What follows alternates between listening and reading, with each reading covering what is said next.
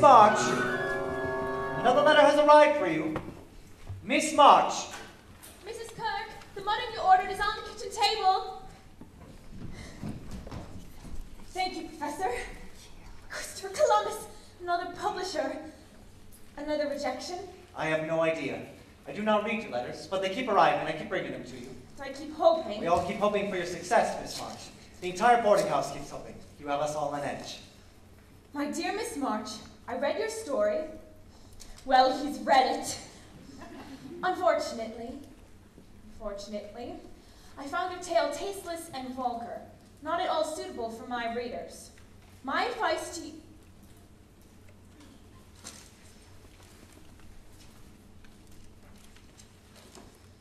My advice to you is to return home and have babies. This is what women are made for. Sincerely, F. Putnam. 22. 22. 22 rejections since I've been to New York. They all say the same thing. Go home. Give up. F. Putnam is an idiot. His words are stupid. F. Putnam is one of the most powerful publishers in the city. Do not lose faith, Miss March. There will be someone who will like your story. I am certain of it. Professor, would it be possible to read my story to you? I would so respect your opinion. Yes, of course. Actually, it's one of my best. It's a mean and stormy night. The moors are bleak and bloody. Thunder claps, lightning strikes. The fair girls, her clothes in disarray, races across the wild coastal heath. Now she stops. Now she runs. Will she escape? Will she be caught? With bold determination, the villainous aristocrat, Braxton Prendergast, lurches for her. There's no escape. She's but a child, and yet she turns to fight with eyes ablaze. This noble girl meets his gaze, unafraid. She will not be defiled. Keep away from me, you wretch! I cannot keep away. Your beauty draws me, your passion ignites me. I've got to hold you. I defy you. Got to have you. Let me buy you. Come close. Don't come too close. Come close. Don't come too close. So close, so close to me. I'll have her and the mother too. At that moment, Rodrigo appears in magnificent splendor. Unhand that woman, villain! Who are you? I am your destiny, your Peter is born. You stole what was rightly mine 10 long years ago. You left me cold, alone, and forgotten. Now I'm back to settle the score. Miss March, tell me, what is it you are writing here? Blood and gut stuff. It's all the rage. The magazines and periodicals are full of it. But violence and deception on every page. Read Shakespeare. Read history. Read the newspapers. It's getting late. Perhaps it's best we pursue this some other time. No. I want to know what you think, Professor. Blood and gut stuff. What you think the world wants to hear. If I have noticed nothing else about you, Miss March, I have noticed that you are unique. Something you should try not to forget. I think you could do better. Better? Who are you anyway? An aging German professor close to 50? I am 34. 34? Really? Well, you look a lot older. Well, I worry a lot. Just what do you worry about? How to avoid a conversation such as this. Now I will go to dinner. Miss March, since we've been here 6 weeks now, is it? You shout, you rant, you upset the entire order of this boarding house. I am a serene and peaceful man. You're aloof. You're arrogant. Arrogant! Miss March, I spoke my mind, as you spoke yours. Obviously, it was not appreciated on either side. Obviously. My stories were a great success in Concord. Better, better than what? Better than this dazzling plot. Better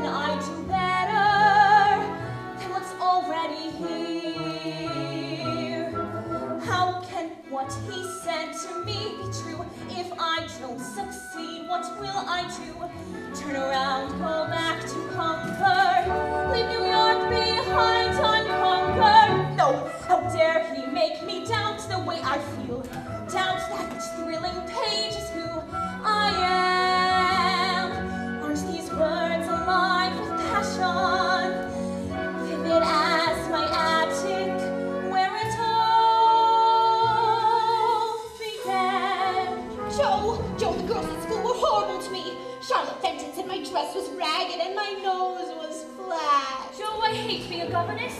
I should be out meeting eligible young men.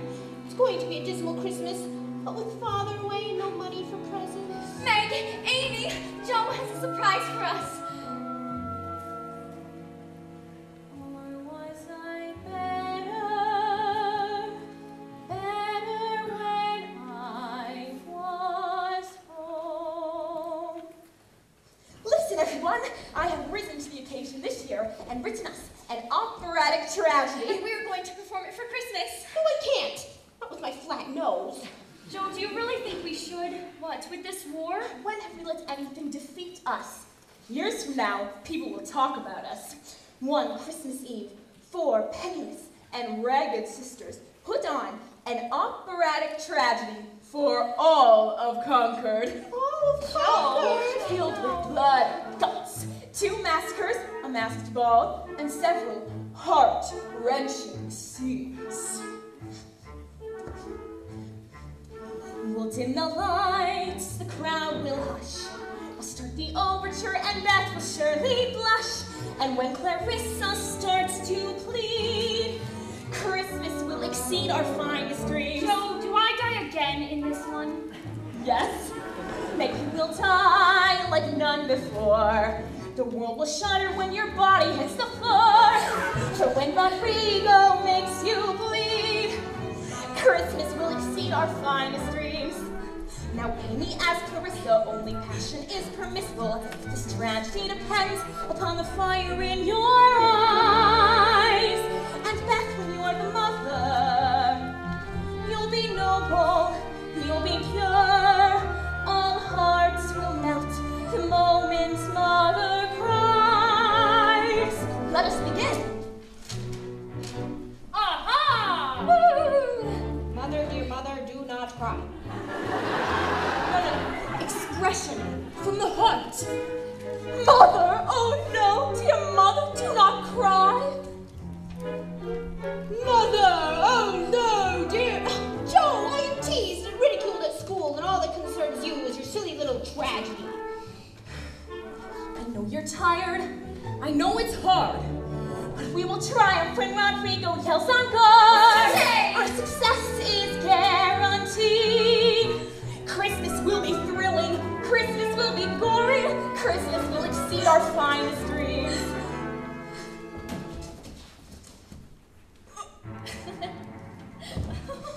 Joe, come on. I made an important decision today. As you all know, I've been writing stories forever, with much satisfaction, and people seem to like what I write. We love it, Joe. Absolutely. So, I've decided I'm going to become a world-renowned writer. I shall write great books and earn barrels of money, and I will give you all everything that you've ever dreamed of. Joe, anything. But we must promise to remain just as we are, solid, like a fortress. No matter whatever happens, we must promise that it will always be the 4 March sisters. Forever? Forever! Come, let's rehearse.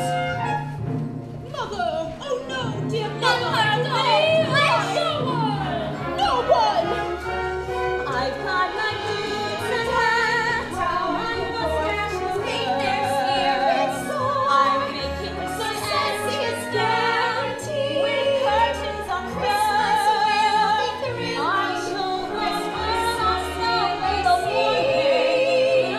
Our fun and strength. I'm ready to take a vow. I've taken a song vow. 'Cause all that I am,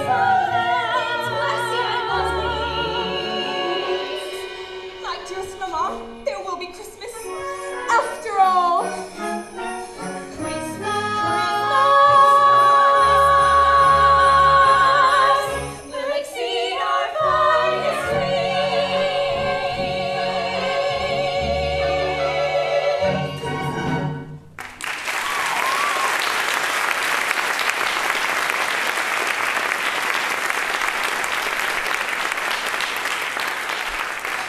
Columbus, I'm bursting with energy. Someone give me a task to do.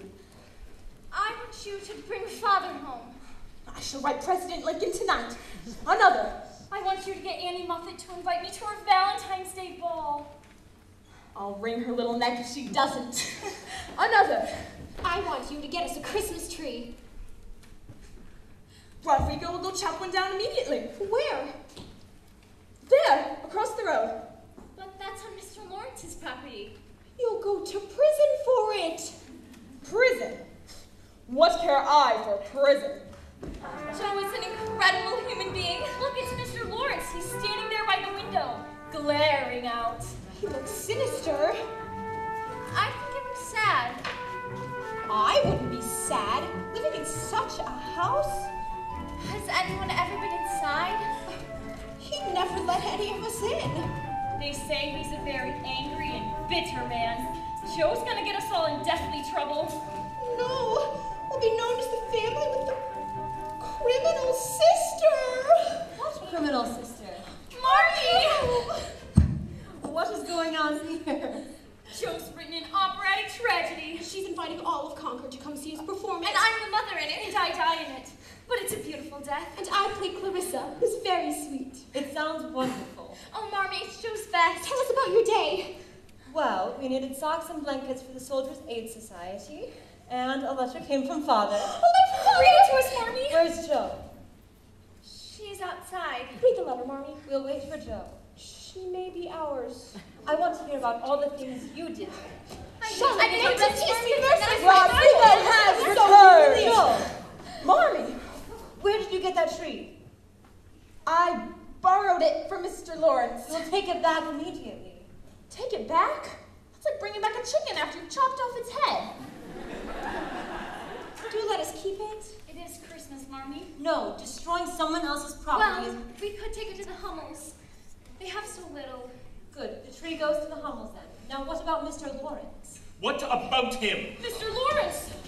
Yes, Mr. Lawrence.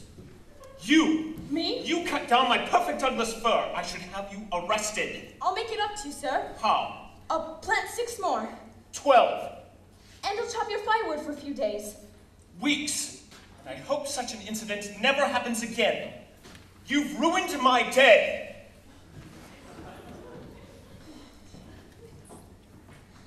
He loves his trees.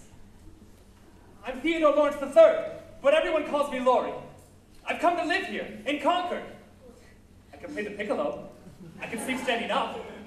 And I won a medal at school for holding my breath nearly 3 minutes before passing out. I think that was terrifically daring of you, what you did chopping down Grandfather's tree. Well, goodbye. Theodore Lawrence III, would you mind delivering this tree to the Hummels? Joe! I don't mind at all. He doesn't mind. Just point me in the direction. They live half a mile down the road. The red house with the broken shingles.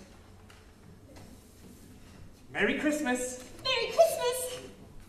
Joe, you must think before you act upon every whim. I just want us all to have a wonderful Christmas, Marmee. A letter's come from Father. Christopher Read Columbus! the letter, Marmee.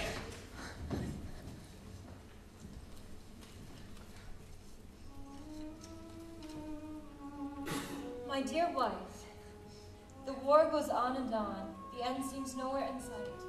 The days are long and difficult, but I am well. He's well. Still, it's very lonely away from my dear ones, especially lonely as Christmas is approaching. Each night in my tent, I think of my precious girls. He thinks of us. Give them all my love, and give them a sweet kiss, and tell them to be good girls, faithful and hardworking, and to conquer that which is disagreeable in them, so that when I return, I will be fonder and prouder than ever of my little one. Why are we all looking so glum? Do we have an operatic tragedy to perform or not? We do. Then we have work to do. There are costumes to complete, and we'll need an oleo curtain for you to paint. Will you perform something for us, Marmee? Do, Marmee. I'll write something for you. Something with passion and daring. Yes, yes I will. We'll make this the best Christmas ever. We March women are invincible. Come, let's get to work. I'll get my paints. I'll find a costume for Marmee, and I'll design the handbill. I still don't know why we couldn't have kept the tree.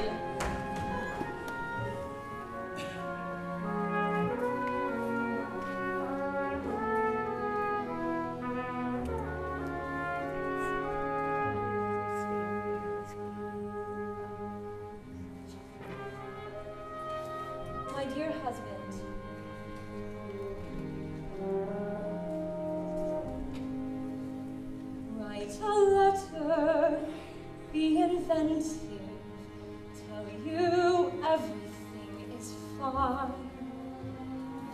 attentive to the distance.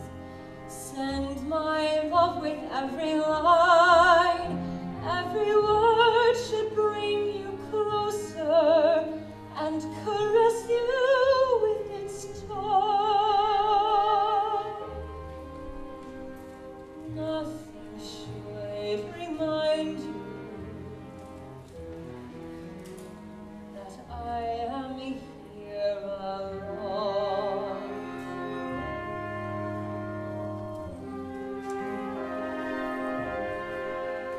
I can't tell you what I'm feeling. I can't talk about the war, how the pealing of the church bells brings the battle to our door. I don't know which part is harder, what I know or what's unknown. Or raising little women when I am here alone, counting days, praying for news. Is this the life we meant to choose? Do you know how much I miss you at this hour of the day? How I wish you were the twilight, come to take my fears away. Can I manage for women? I'm not certain I know how. Will I be there when they need me? Do I fail them even now? I wish that you were with me. Wish that I could bring you home. The night seems so much longer now that I am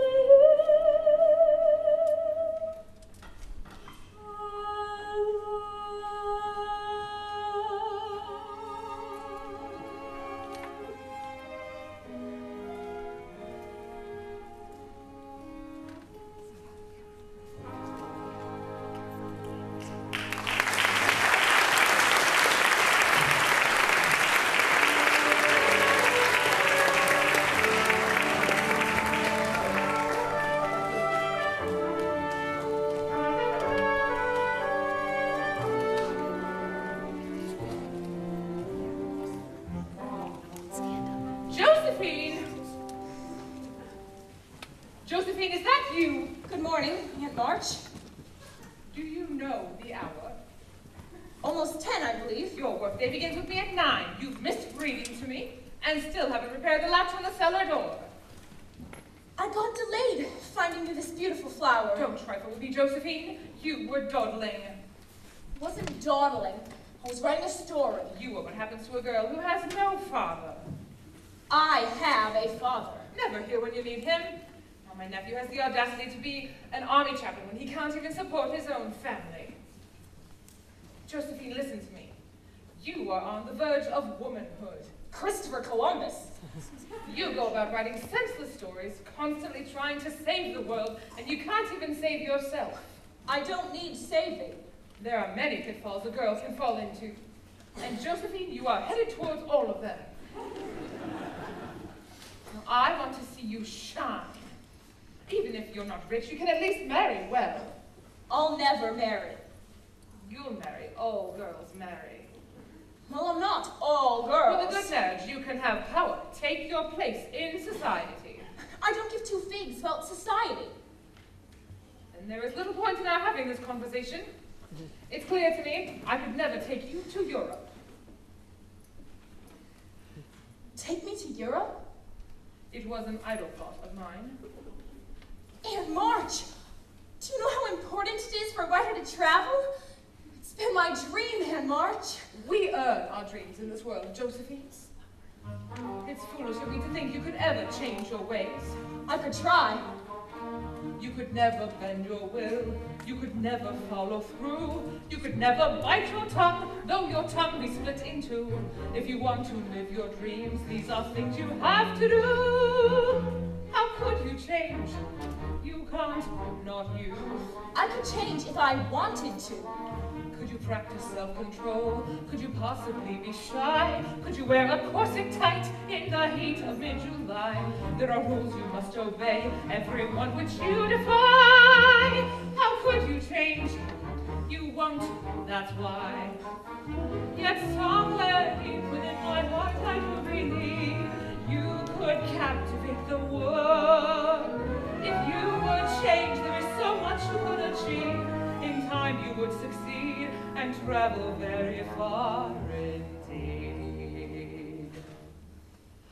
You could be beguiling, Charming me. someone well-mannered, a model of grace. Learn the art of smiling. That could be hard. It isn't very hard for someone full of dreams like you. If you work, you'll find there's nothing you can't do. So if I change, we'll go to Paris. Change completely or don't waste my time. If I change, we'll stop in Antwerp. Gracious living would make you sublime. If I change, you'll take me to Zurich. Every city from Dublin to Cannes. Surely, with your guidance, I could learn to use melon in wiles with delight. I could be beguiling. I could learn to charm a donkey for a chance to see the world. Learn the art of smiling.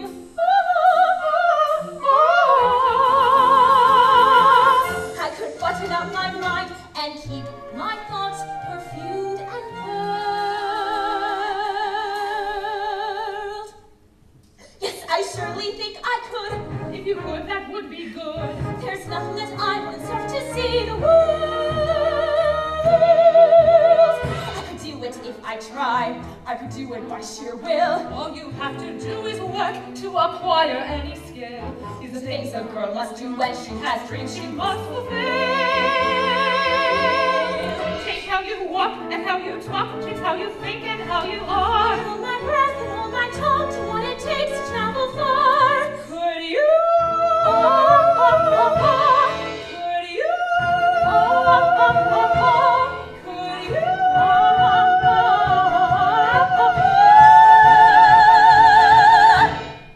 Yes, I could. Good.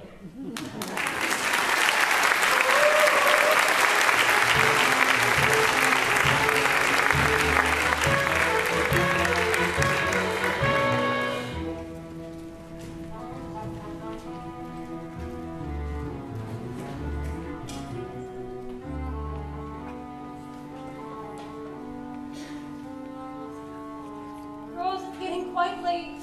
Wait till you see them, Marmee. I think my two oldest girls are attending their first ball. Next year will be you, Beth. Me, you think so? Meg. I can't go. Meg, why not? Look at me. Every girl in Concord might have just been to a ball before, and I've never even worn a dress like this. Anything like this. I wore this very same dress when I attended my first ball, and I didn't look half so good in it. Margaret March, you've been dreaming of Annie Moffat's St. Valentine's Day ball for months. You can't walk away from it now. You look beautiful. I'm not built for gowns. You look very alluring. I think the word is alarming, Margaret. Meg's the beauty. Look at her. She'll be the most sought-after girl at the ball. She doesn't want to go. Meg? What will I do when someone asks me to dance? Just smile and say, I'd be delighted. Delighted. Then offer him your hand. Delighted. Delighted. Now let him take command. I'm hardly delighted. You're dancing like a candle. No, I cannot dance tonight. I'd be delighted. Then you go. Trancing. Exotic. Hypnotic. The sound of men romancing. Delighted. Delighted. And some of them are glancing. People No everywhere. elegance to spare. How can I be sure they'll like me when I'm there? I can see you dancing all night.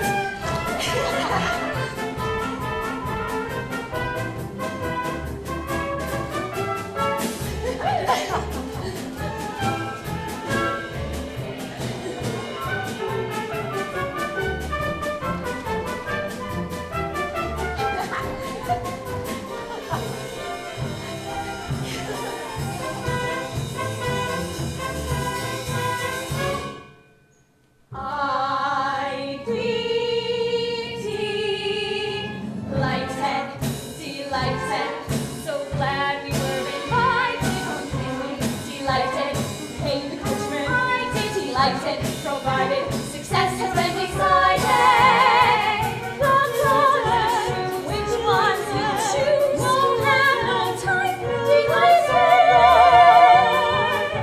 delighted. I'm ready. Amy, what are you doing? You're going to the ball. Amy, no. You're what? I found this old dress and it almost fits. It was mine. I know. All it needs is a pretty sash. Besides, why shouldn't I go? Because you weren't invited? I can go in your place. In my place? You don't care about good society, and I do. I don't care about snobs. People who think they're better than you just because they have grander houses. Well, they do have grander houses. That's enough, Amy. But I want elegance and fine things, Marmee. And I want passion. I want to be noticed because I'm unique, not because of some silly sash. Sashes aren't silly. Aunt Marge says the right accessories could be the key to a girl's success. Besides, I'd never go to a ball with scorch marks in the back of my dress. What? As big as That's yours. enough, Amy. Beth, get to my sewing basket. Jo hates balls. She should stay in her musty little old attic and write her dreadful little stories. Amy! My stories aren't dreadful. Nobody reads them, and nobody likes them. Well, I like them. And I'm sending this one off to a very prominent New York publisher. And he'll hate it. Girls. There, Joe, it's barely noticeable. We've got to go. Yes. And I'll tell everyone how sweet you were to give me your beautiful fan. Good night, Marmee. Beth. If anyone calls for us, we're at the ball. Good night, everyone. Girls, have a wonderful evening. Amy, think about what you said, and when Joe comes home, you can apologize. Come, girls, get ready for bed.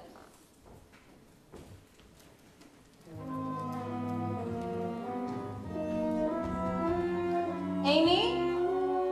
Coming.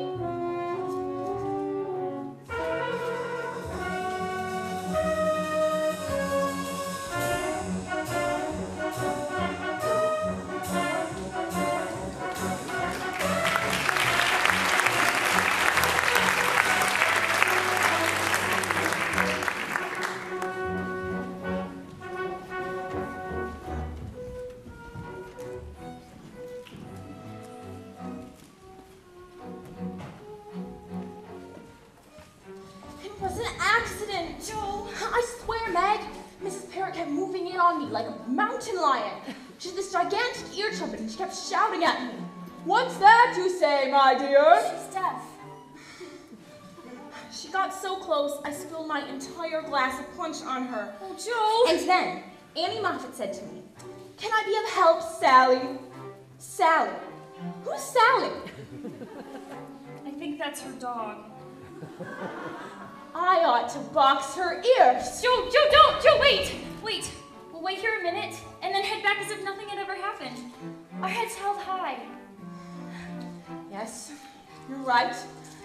For a young lady who's soon to go abroad into amazing things, I shall return, poised and elegant, brimming with confidence. I shall sit grandly. Christopher Columbus! Excuse me. You? Me. What are you doing here? I passed out. Too much dancing, I guess. Too much punch, I'd say. Lori! Lori! Lori, where have you been? I've been looking everywhere for you. Mr. Brooke, I want you Your to be... grandfather will be furious. There are some important people he wants you to meet.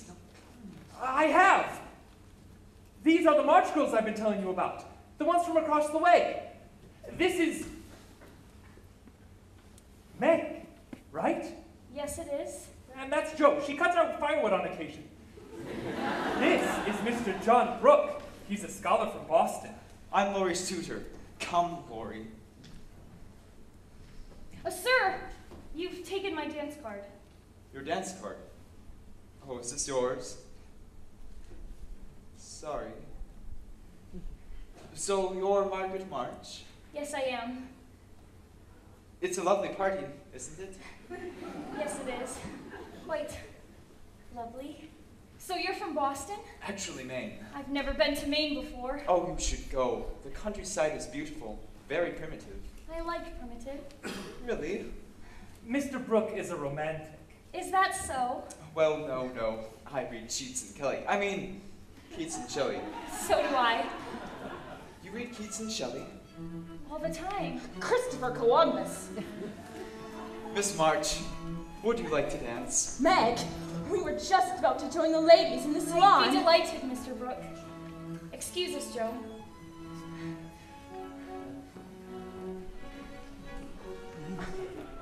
Did you see that? He just left. What is it with you and that smile? You make me beam. Well, you look ridiculous. You're looking very fetching tonight. Fetching? Really? So tell me, when you're not attending balls, what do you do? I write blood and gut stories. I make extraordinary plans. I'm going to Europe. I'm going to meet famous writers and revolutionaries. So what about you? What do you do? Mommy says you're all alone in the world. No mother or father? That must be awful for you. It's not awful. I've got a cranky old grandfather, and I've got a cat. And I've got... What? Well, I was hoping to say you. Me? You don't have me. I know I have the right. But sometimes late at night, I watch you in the attic, pacing back and forth like a maniac. I've never met a girl like you, anyone at all like you. This is very nice, such a lovely party. The music sounds so thrilling. It makes a person feel like dancing. I'm very good. I won a medal for dancing at school. I don't dance. Besides, I've got a patch on the back of my dress. A patch? Let me see. No! I like it. That patch can start a whole new fashion. Dance with me tonight, and I guarantee that by next spring, every girl in Concord will be wearing a patch on her dress. We could do 100 things, do anything you please. We could fly on golden wings across the 7 seas. I'll bet we could get a camel through a needle if you'll take a chance on me. You're a lunatic. Could catch 1,000 stars and stamp them on a pin. Could leap from here to Mars and make the planet spin. If you want to do all the things you've ever dreamed of, come on, take a chance on me. We could be such friends. Friends are never lonely. All I know is books. Books are solitary, but I see you every day. How you live in your own way, and it makes me want to dare to take a chance on you. All right, we could box if you like. You box? Ready? I should warn you, I won a medal for boxing at school.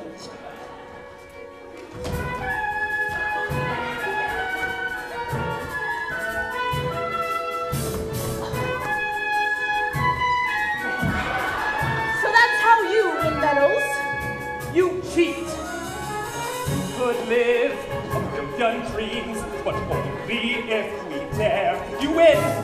We could go to such extremes. There's so much we could share. We'll circle the world we know we've ever dreamed of. And we'll live in our own way. And I'll see you every day. We'll be the best of friends. When you take a chance on me.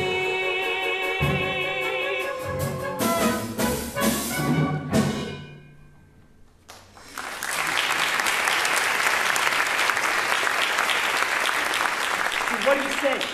Try me. I challenge you to a skating race tomorrow at the pond.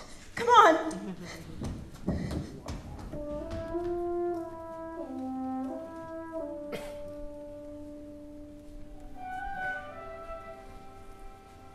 We'll circle the world.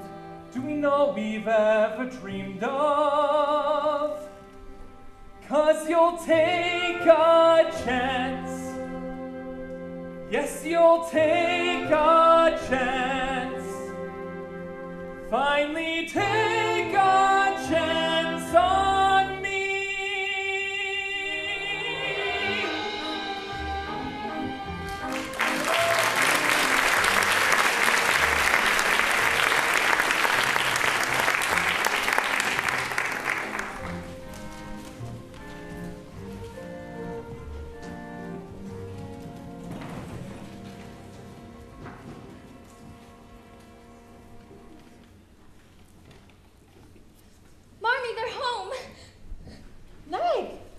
Excuse me, Mrs. March, John Brooke, Laurie's tutor. We were dancing and, well, the ankle may be sprained. Thank you. Good night. Good night. The evening began very strangely, but ended magnificently. Good night! Good night. Can you walk on it? Oh, it's nothing, Marmee. Tell us about the ball. I tried to do all these lady-like things, Marmee, and all that went unnoticed. Except by Mr. Lawrence's grandson. And poor Meg, no one asked her to dance all night with that pompous Mr. Brooke. He danced divinely. I had a wonderful time. Actually, the best time of my life. I may have left here a girl, but I've returned a woman. A woman? What does she mean? It's just Meg being silly, Marmee. Come, girls, get ready for bed. It's been a long day for us all. Oh, Beth, look what I brought for you. A truffle. Thank you, Joe. Amy. Good night, Marmee. I'm sorry for the things I said, Joe. And for you, Miss March, a pinafore. A little squash, still edible. Thank you. Coming, Joe. I just want to put the finishing touches on my story, Marmee. Don't be up too late and see that the fire's out.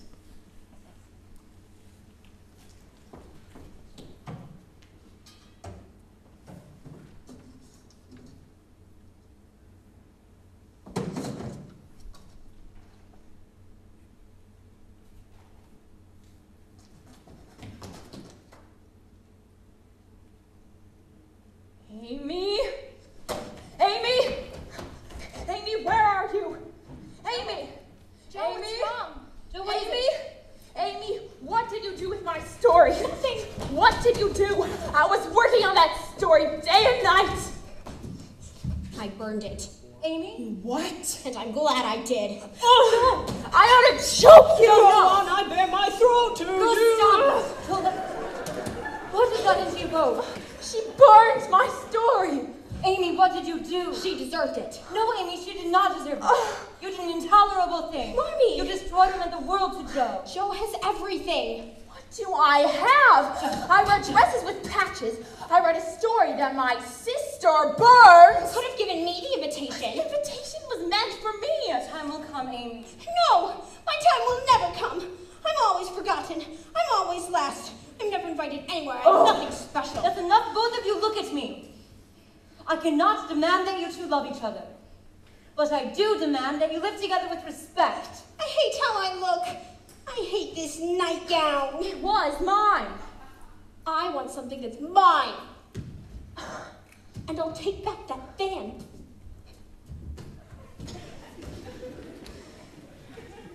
I'm so sorry. It's not your fault. Though you did give birth to her. Can't you see? She just wants to be like you. She wants to have what you have. She's just a child, Joe. She's not just a child. She's a demon in a child's body. Joe, if I could bring back your story, I would. My writing is everything to me, Marmee. It's who I am. It's my future. It's my passion. That passion is still in you, Joe. Believe me, it's still there. I'll never forgive her. You're not wrong, Joe, to feel anger.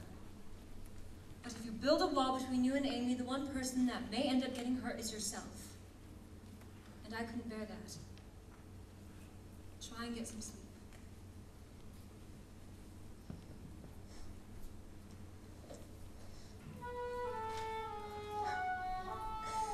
Can't sleep. I won't. I will never fall asleep again, not for decades, no, not even then. My life was in that story. How could she be so cruel? How can so much be lost so easily? I wrote my heart out, it does not seem fair. I'll rage until I'm withered. I'll grow cold and bitter. Carlotta, the mad woman in the attic, a creature of God. I like this. A spinster, rejected by the world. Changed her appearance. Yes, she attached golden braids to her hair.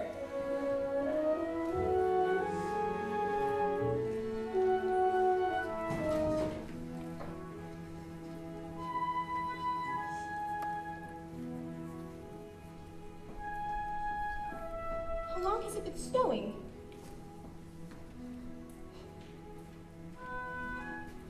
Joe! Joe, come skating with me! The ice is magnificent today. The pond is still frozen enough. Joe, come! Laurie, I'm finishing a story. Finish later. I want to race you. I have to win one race before winter's over. All right, I'll give you a 2-minute head start. 2 minutes? And still beat you.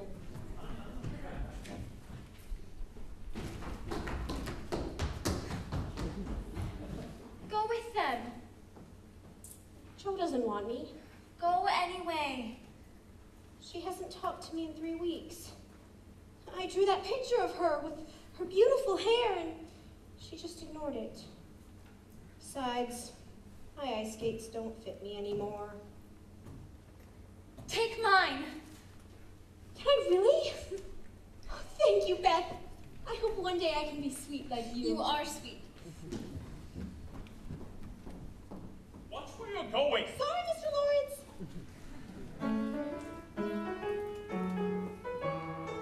That piano sounds terrible. He needs a tuning, sir. Where is my grandson, Laurie? I'm sure he'll be home soon. The boy has missed 6 lessons, fallen behind in his work. I've strictly forbidden him to associate with this family. But why, sir? Because a man needs an iron will if he's to succeed in this world. This family will only soften him. Which one of the dreadful little March girls are you?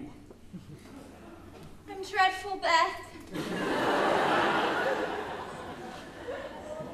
Yes, Laurie tells me you're the one who wants to play my priceless piano. It is out of the question. It belonged to my daughter, Laurie's mother. It's been locked since you passed away. And that is how it'll stay. Are you afraid of me? A little, sir. Why? It might have something to do with your face. It's very hard. I cannot help my hard face. Continue what you were playing. Come now, I don't have all day.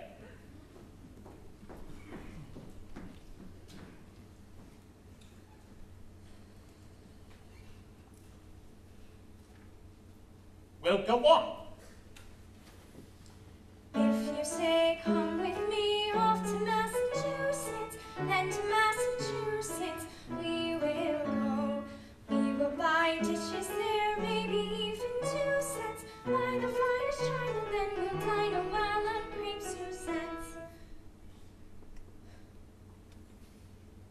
Continue. We will build model boats off in Massachusetts, there in Massachusetts, by the bay. Put them together and wait until the glue sets. What's the matter now? I don't remember the rest, sir.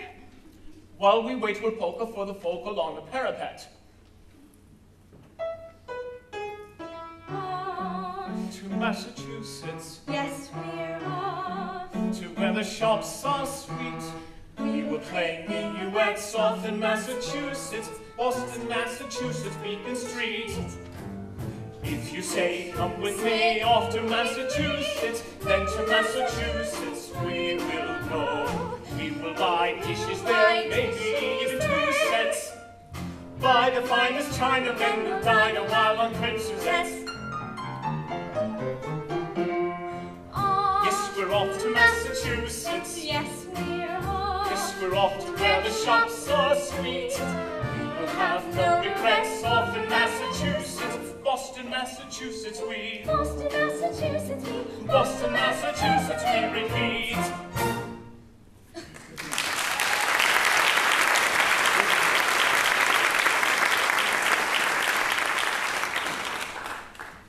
Well, goodbye.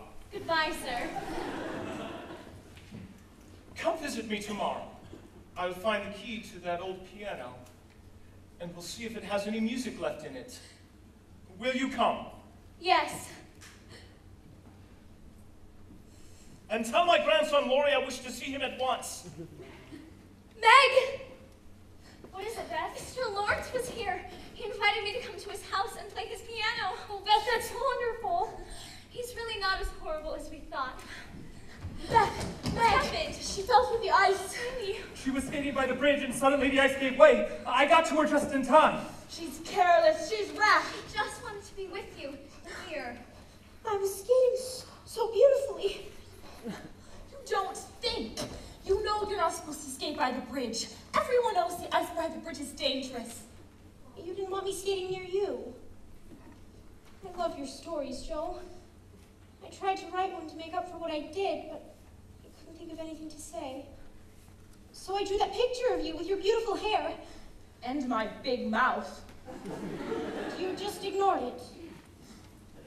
You skate recklessly. If it hadn't been for Laura, you could have been killed. Maybe it would have been better if I had. You must never talk like that. When the ice broke underneath you, all I could think was that I could have lost you. Well, then go on, Joe. Forgive her. See, here's so much I think she deserves another chance. Everybody stop it.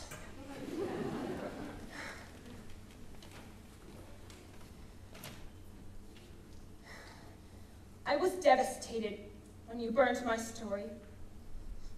I didn't understand how you could do such a thing. But promise me that you'll never think of me as an enemy, but as a sister who loves you. I promise, Joe. The 4 March sisters. Forever. Forever! Forever!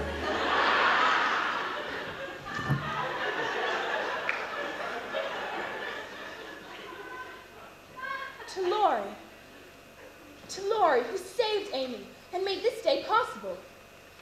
I want to declare before everyone, before the world, that on this day of forgiveness and joy, that you, Theodore Lawrence III, who has valiantly lost all contests to me, I declare you our brother. The brother we never had. Swear to us your greatest oath of loyalty, an oath as dazzling as your charms. I swear I'll follow you like royalty. Come wear our royal coat of arms. From now on we are joined, and we shall not be parted. From this day on it's all for one, and one for all for life. We'll live like musketeers. Together we'll prevail. We'll be five for all forever from now on. Now each of us must swear for all eternity, our bond shall never be undone. Nothing shall sever this fraternity. We'll always live and die as one. From now on we are joined, and we shall not be parted. From this day on it's all for one, and one for all for life. Together we will fight. Your battles will be mine. We'll be five for all forever from now on. Speech! On this wonderful day, It's wonderful. one I'll never forget. Never forget. I am honored to say I am yours. Come on!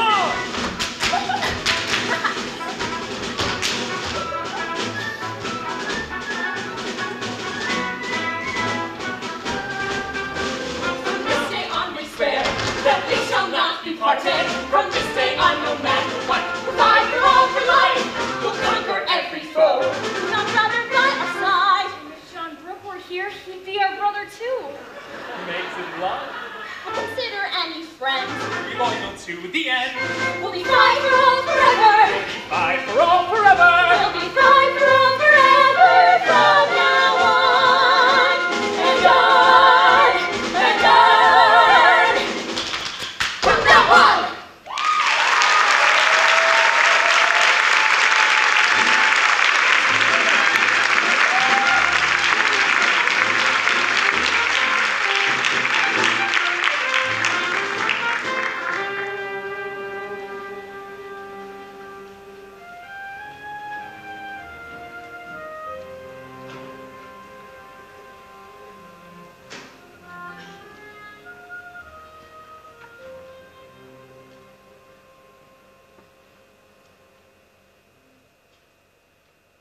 Mrs. March, we must be getting to the station. Amy, darling, are you ready? Amy, Aunt March will be here soon. Mrs. March, you don't want to miss your train. I need a few more minutes. I'm waiting for Joe. Tell me I'm doing the right thing. You're doing the right thing. I've never left my girls before. Your husband has pneumonia. He needs you with him in Washington.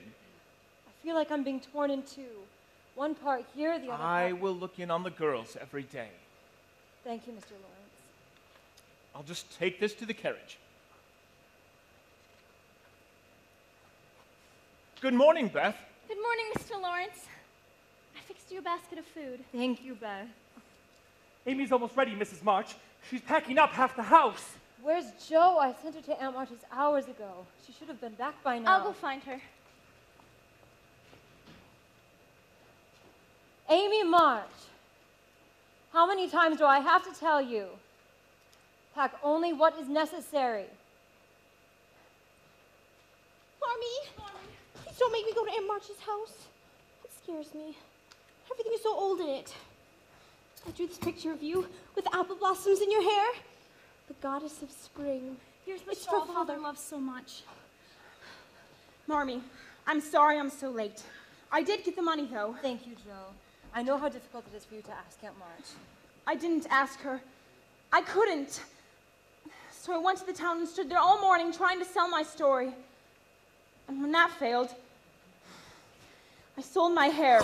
Joe, you're bald. I'm not bald. But your hair was your best feature. She looks beautiful. Now Marmee will have enough money to get to Washington and stay with Father for as long as he needs her. $27.25. I threw in a few coins I had stashed away. You shouldn't have done this, Joe. I'm so Disappointed. proud. It was a very courageous thing to do. Thank you, Joe. The carriage is ready, Mrs. March. Joe, you look different. Mrs. March, you must hurry if you don't want to miss your train.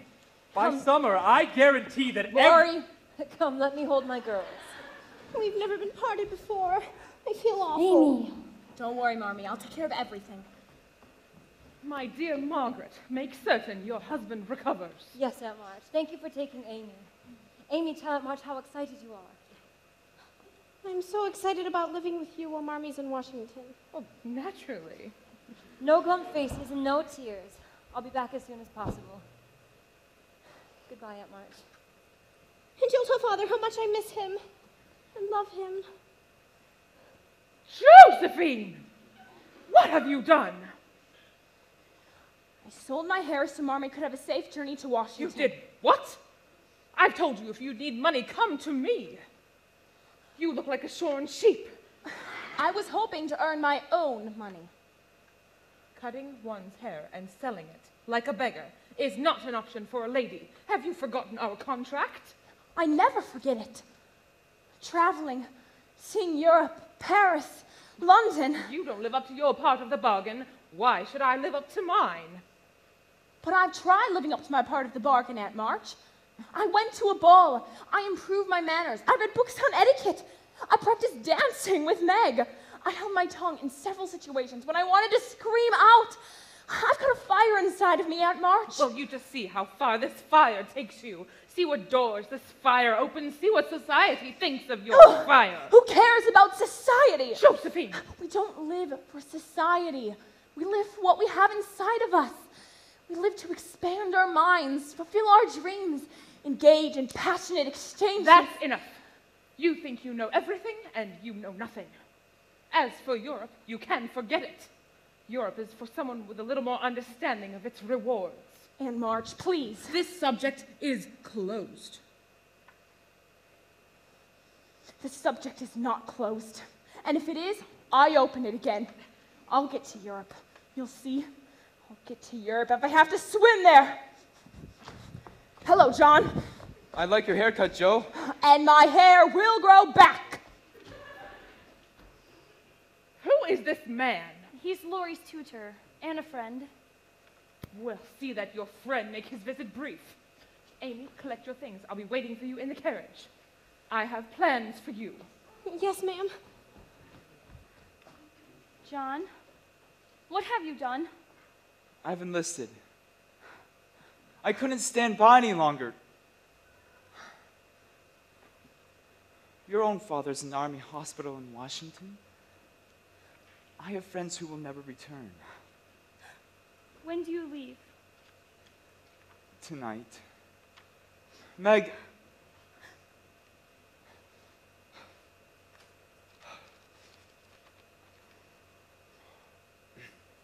Margaret, I'm not the richest man in the world, and I'm not particularly handsome. You're very handsome, John. Really? You think so? I'm not the wisest man in the world. You're very wise, John. Thank you. Meg. Margaret. If you could find it in your heart, if you could love me as I love you, if only you'll care while we are apart, I could be rich, I could be wise, I could be more than I am. Wait for your return. Wait while you're at war. If you will wait while I am gone, if you'll imagine me here with you, if only you'll care if I carry on, I could be strong. Why must you go? I could be brave. Don't be too brave. I could be Only come home. more than I am. If you will say you love me enough to marry me. I will come home and love you for all of my life. And I will be more than I am. Say yes, make me more than I am. I'll marry you tomorrow. I'll marry you today. Come home and I will love you for all of my life. I swear to you now with all my heart, I swear I will love you as you love me. From this moment on, we will be apart. I will be more. I will be more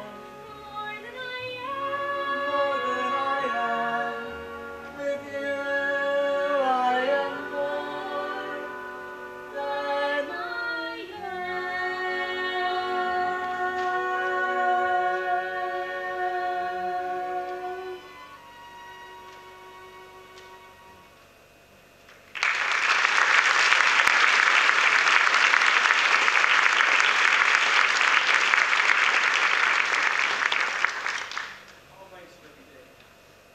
Twice a day. 5 times a day. It's settled. We'll all go to Europe. Why shouldn't we go? Here we are, young ladies, on our own, taking care of ourselves. It's time we looked ahead. We'll save our pennies. I'll get a real job. I've worked out our itinerary. We'll go to Spain first, Madrid, then to Rome, visit the Vatican, have an audience with the Pope. It's a wonderful idea, isn't it? Joe, I'm engaged. John proposed and I accepted. Meg, that's so romantic. Engaged. Meg's engaged. Have a big wedding. Aunt March says they're very fashionable. Amy, Aunt March is waiting for you. I'll come and visit you later. Hi, everyone.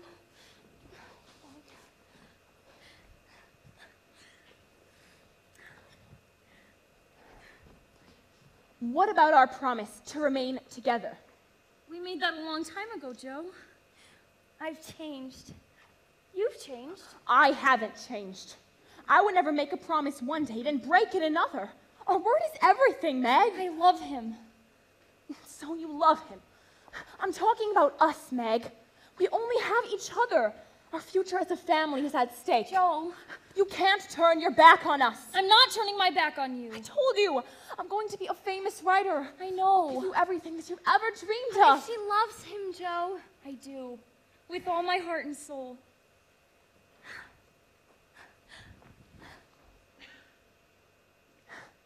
I've lost Meg. You haven't lost Meg. Lost my trip to Europe.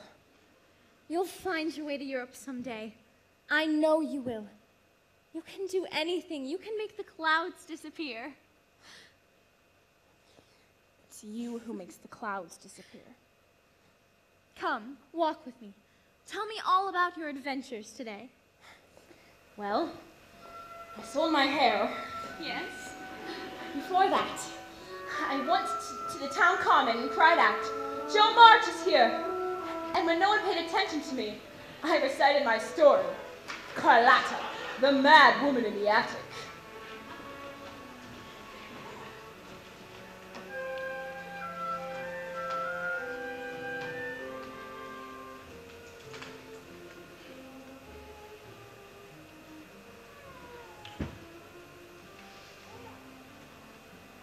Carlotta, the mad woman in the attic.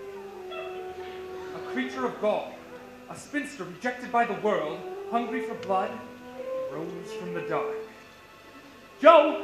Joe March! Her eyes were beady red, her hair ghastly white. Joe, it's your very best friend, Theodore Lawrence III! And her fingers clutched with rage as she went out into the wretched night. Lori? Lori, Christopher Columbus, it's so good to see you. You haven't been here in weeks. I was in Boston.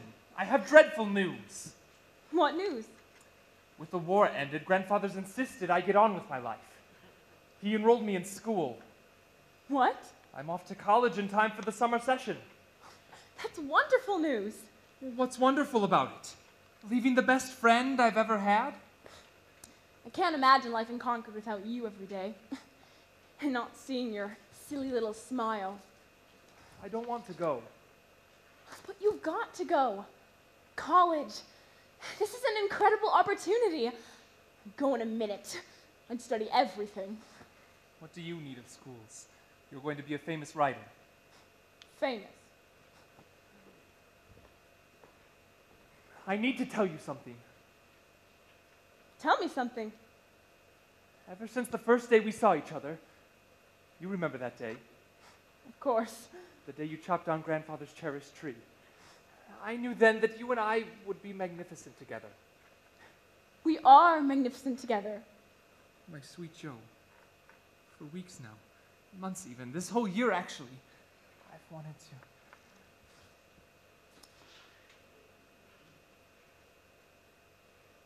What was that? A kiss. I know it was a kiss. It was my first kiss. I've thought about it a long time. We could live a million dreams, but only if we dare. We could go to such extremes, there's so much we could share. What's gotten into you? Look here, I took part of my inheritance, and I bought you this ring. A ring? What are you talking about? I want to marry you, Joe. Marry me. Stop this, Laurie. It isn't funny. I practiced saying the words over and over. Marry me. Marry me. Have you gone mad? I love you, Joe. And I want you to be my wife. No. No. No. Find someone else. Find some accomplished girl. I don't want an accomplished girl. I want you, Joe. Well, you can't have me. At least say you'll think about it. There's nothing to think about. I'll never marry. You don't mean that. I do mean it. You'll marry. I won't. You will, just not me. That's what you're really saying, isn't it? Go away, Laurie. I thought you understood me. You knew all along how I felt. Everybody knew. You knew all along who I am, what I wanted. I bared my soul to you, Laurie. Just go away. Joe! Please, just go. Who's he who's married me? With this ring he's married me. The nerve to go. This is not what was meant to be. How could he ruin it all with those two words? I thought I knew him, that he knew me. When did he change? What did I miss? A kiss when I thought all along that we were meant to forge frontiers. How could I be so wrong? How I need my sisters here. If I can share my dreams, what were they for? I thought we promised that we would never change and never part. I thought together we'd amaze the world. How can I live my dreams or even start when everything has come apart?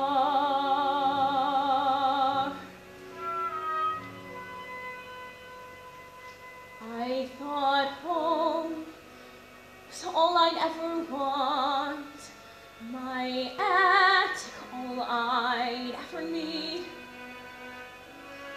Now nothing feels the way it was before, and I don't know how to proceed.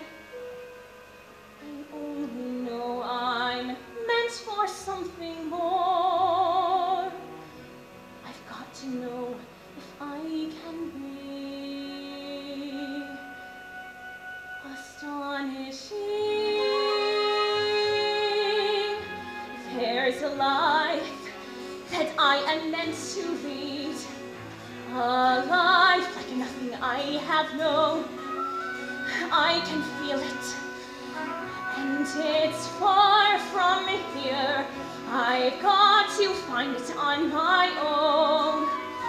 Even now I feel its heat upon my skin, a life of passion that pulls me from within, a life that I am aching to begin. There must be somewhere I can be, astonishing, astonishing. I'll find my way, I'll find it far away. I'll find it in the unexpected and unknown. I'll find my life in my own way today. Here I go, and there's no turning back. My great adventure has begun. I may be small, but I've got giant plans to shine as brightly as the sun. I will blaze until I find my turning place. I will be fearless, surrendering modesty and grace. I will not disappear without a trace. I'll shout and start a riot. Won't be anything but quiet. Christopher Columbus will be astonishing, astonishing, astonishing. At last.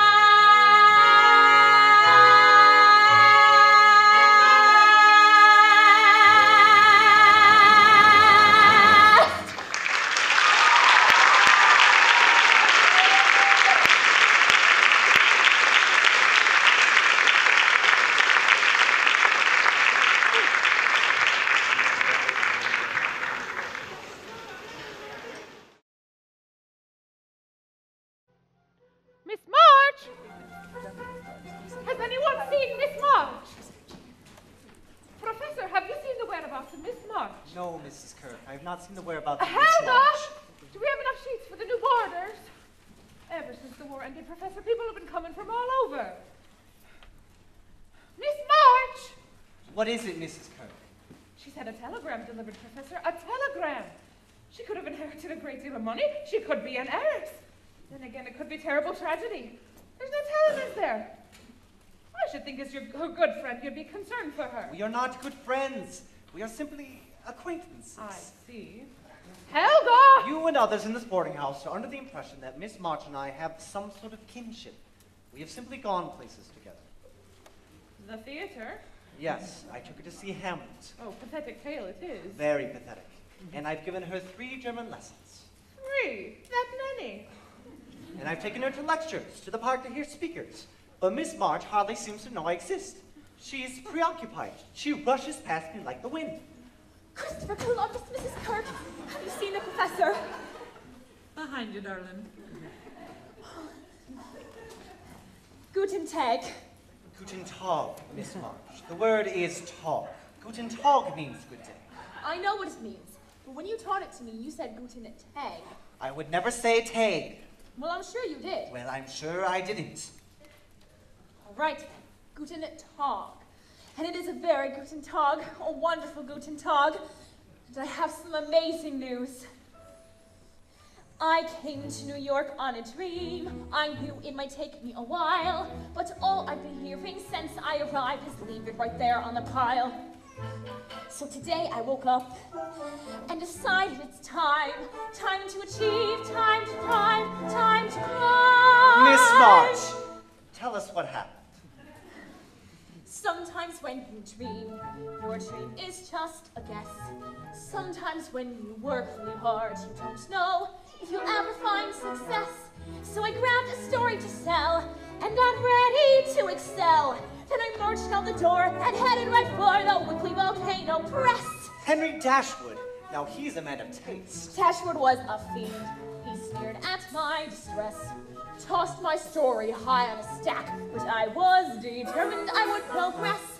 I said, sir, I'll wait till you read. But alas, he disagreed. So I jumped on a chair and read it right there at the weekly volcano press. You did what? Keep away from me, you wretch. I cannot keep away. Your beauty draws me. Your passion ignites me. Ah, it's the one with all the horror in it.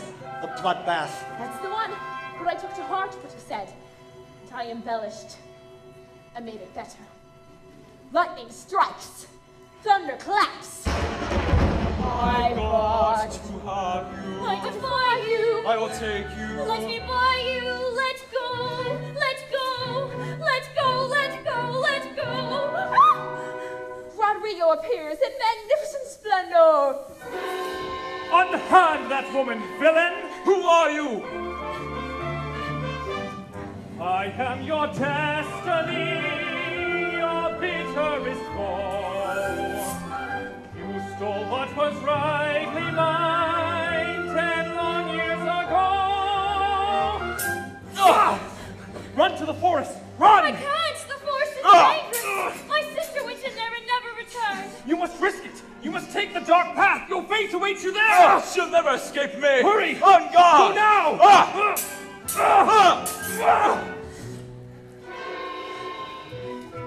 Dashwood was aghast, but I could not care less. Words I spoke ignited the air. I felt like a publishing lioness. That's when Dashwood started to shout, and I thought he'd throw me out. But then I persevered, and a forest appeared at the weekly volcano press. The forest is dark and scary. Clarissa enters, trembling, fearful of what fate awaits her. She comes to a fork in the road and stops. Which way do I go? A hag appears.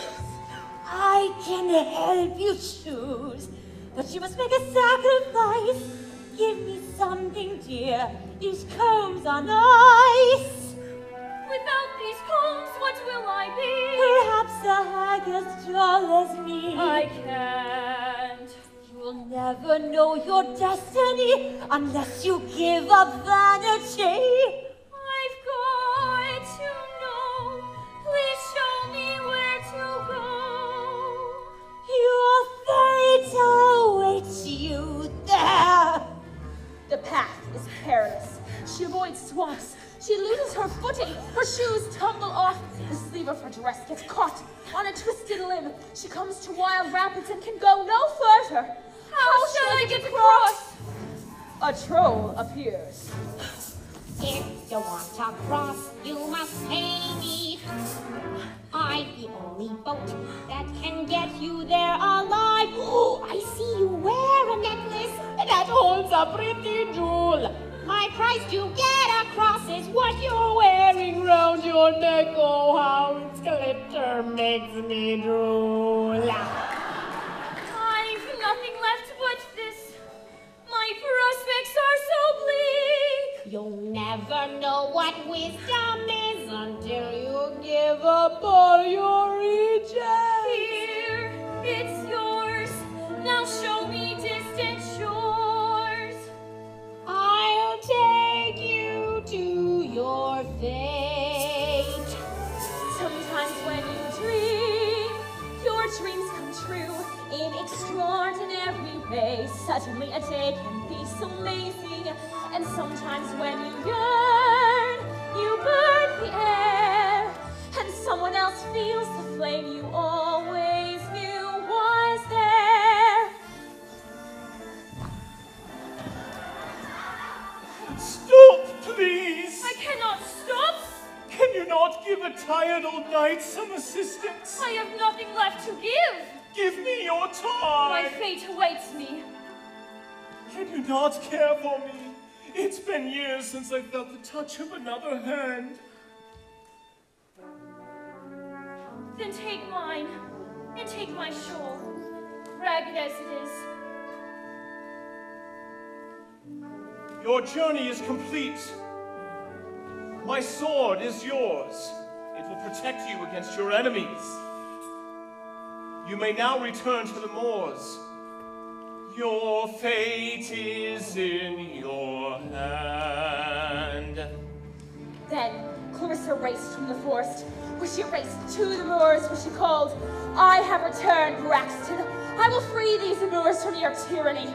Fight me!" I always knew you'd come back. They always do. Clarissa thrusts, she parries, she backs up Braxton and pins him to a tree. She leaps up onto a craggy rock, her sword swishing and swooshing. Never has she been more determined. She is on fire.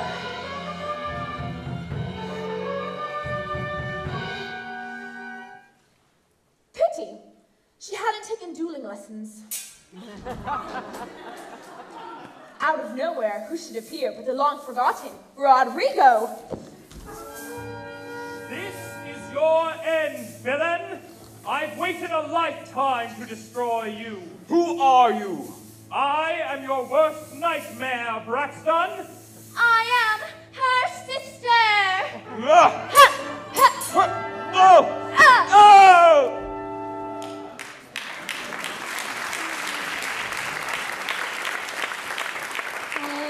And Dashwood got on his knees, crying, "Sell this to me, please." Miss March! Then he ordered for more. Now I'm writing for the weekly Volcano Press. I'm ready for destiny.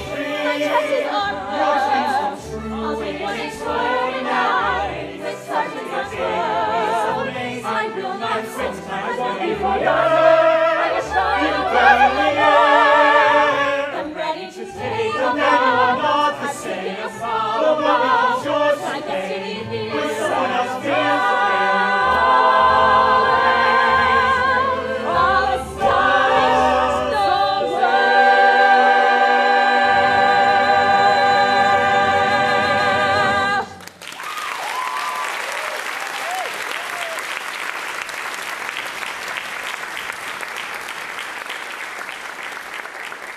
Congratulations! I am, what is the word? Amazed. Flabbergasted and delighted. Christopher Columbus, today I feel anything is possible. I can't believe it. You were right, Professor. About what? Everything. I'm going to be a published writer. $15 and 20 more for my commission. You're rich! I feel rich. Do you dance, Professor? No. Neither do I, but today I could.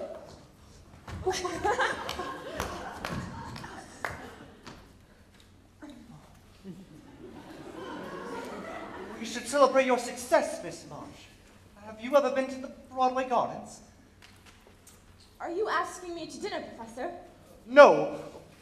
Yes. I should like that. Oh, Miss March, I almost forgotten all the excitement. A telegram came for you. More good news, I suspect. Open it, Miss March. I will.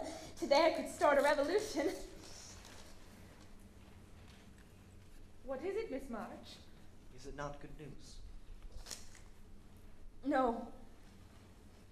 My sister Beth has contracted scarlet fever. She is gravely ill. I must go to her immediately. I'm so sorry, darling, for you and your family. Is there anything we can do? No, thank you. Mrs. Kirk, tell your girls. Oh, they'll be fine. Tell them to keep reading. I will. Thank you both for everything.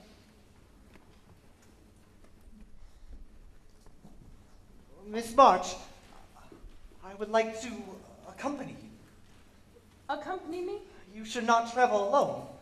I traveled here alone. I'm not afraid. I shall be fine, but thank you. Miss March, you will be back. Of course I will. And Miss March, field luck. Yes, I need good luck.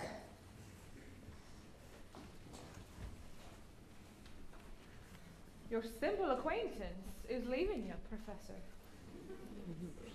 Yes.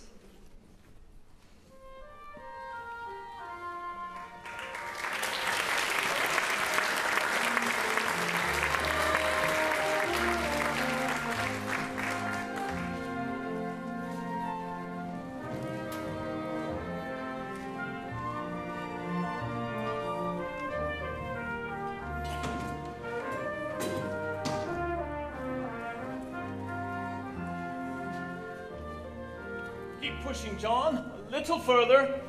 Heavy piece of wood, isn't it? Light as a feather, sir. And Beth knows nothing. Joe has seen to everything.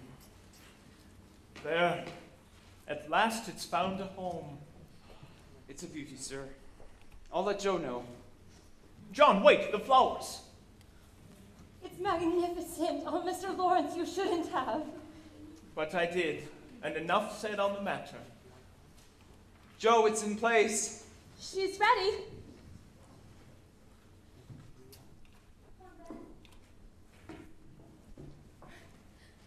Where are you taking me? You'll see. Is it Amy? Is she back? It's not Amy, and she's not back. Then what is it? Patience.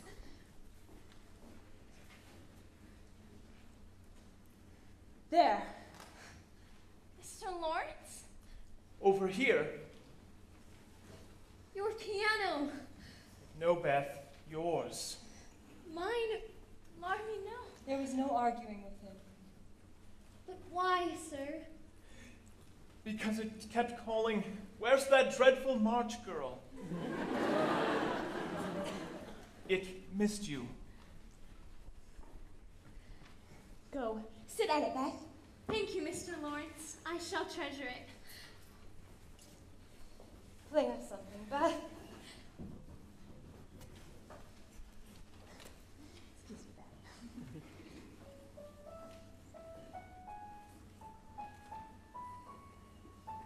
It sounds good. Oh, I almost forgot. I received a letter from Laurie. He had been in New York. Laurie was in New York? Yes, did he not come to see you? No. I'm sorry.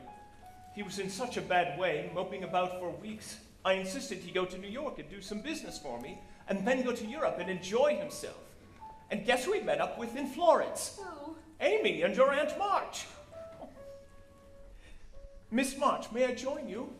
It would be an honor, sir.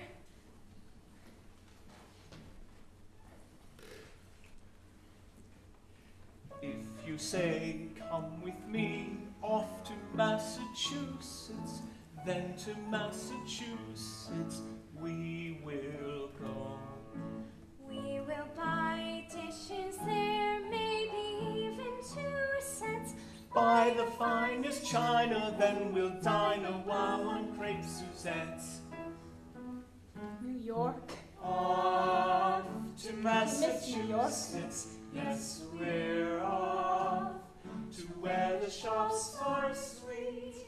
We will have no regrets off in Massachusetts.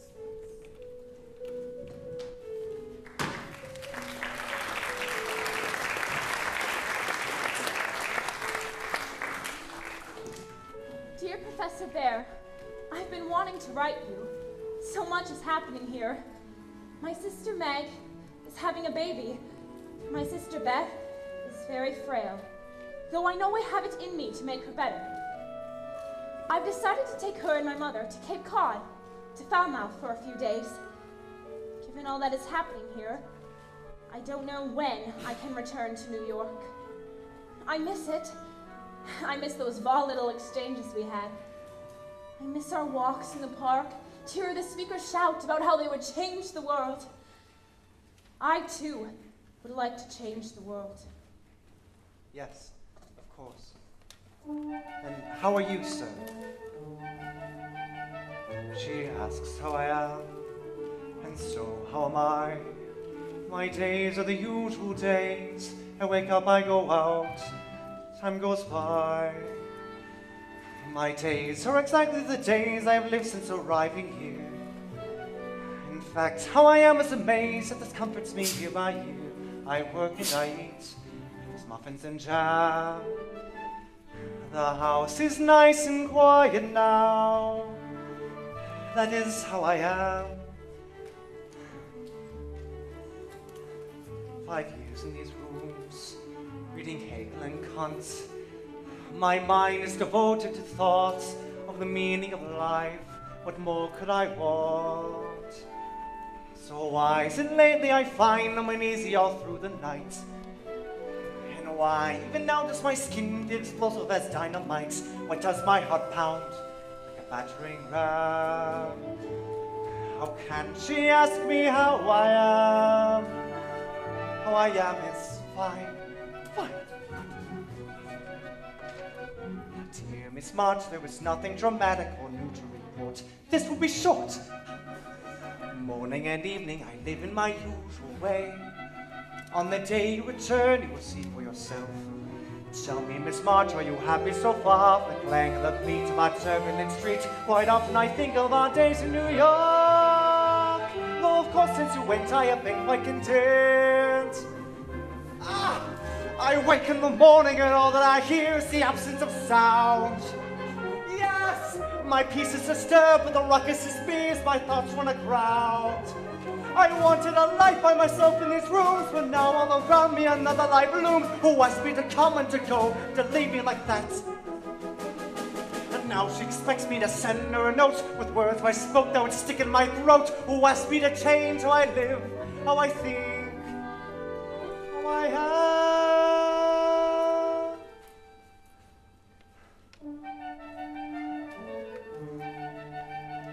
She asks how I am. How can I reply? Go through my daily routine, give lessons, I wait. Time goes by. Yet lately I find there was pleasure in humming a silly tune. And some days I go to the park and I sit there all afternoon. Some evenings I swear I can hear a door slam. The house is far too quiet now. That is how I am.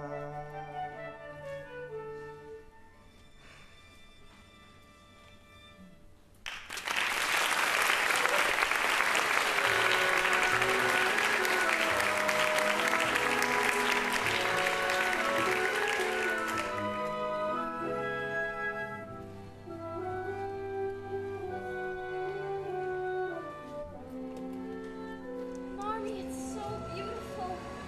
The waves and all the shells. I believe this one's 1,000 years old. Isn't that?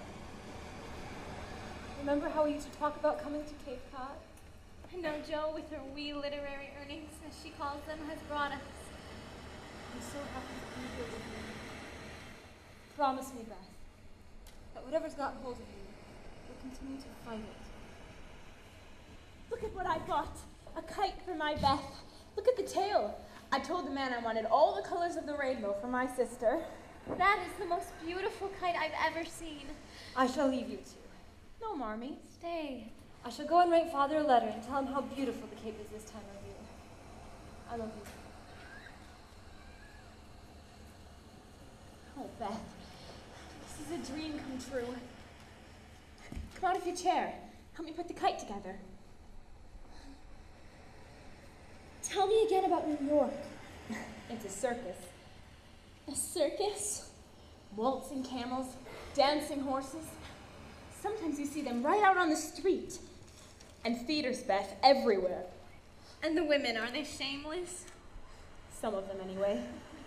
It's an amazing place, Beth. I'm going to take you there someday. To New York? And we'll dine in the best restaurants and see Shakespeare and ride the omnibus. Jo, I have something for you. Marmy says this shell is over 1,000 years old. And I believe that once upon a time, lived an amazing life. If you hold it up to your ear, it talks to you. What does it say? It says, we grow up too fast. You're a woman of the world now, Jo. I'm so proud of you. When you were first born, not an hour old, I told Marmy, Beth is mine. Everyone has someone special in the world. And I have you, my sweet Beth. Give me a task to do.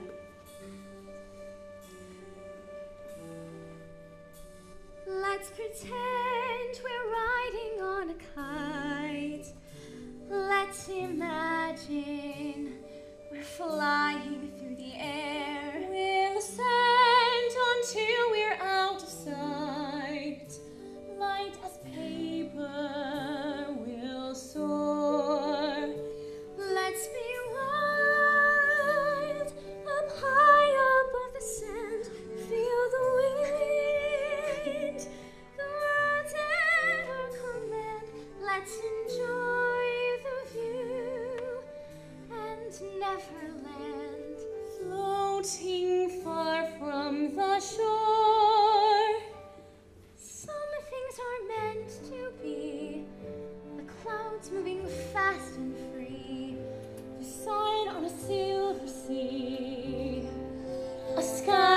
bright and blue, and some things will never end.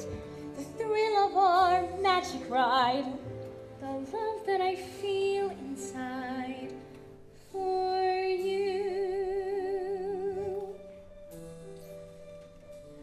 We'll climb high beyond the break of day, sleep on stardust, and dine on bits of moon. You and I will find the Milky Way.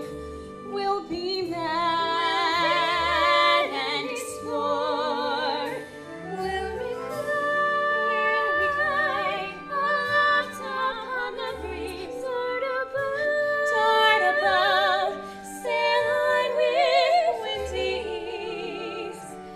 Pass the days, doing only as we please. That's what living is for.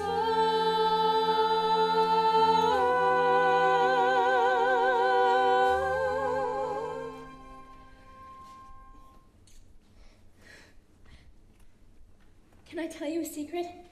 Anything. I never made any plans about what I would do when I grew up. And I'm not afraid to die. The hardest part, Joe, is leaving you. I won't let it happen. You'll get better, Beth. You will. Some things are meant to be. The tide turning endlessly. The way it takes hold of me. No matter what I do. And some things will never die. The promise of who you are. Your memories when I am far from you. All my life I've lived for loving you. Let me go now.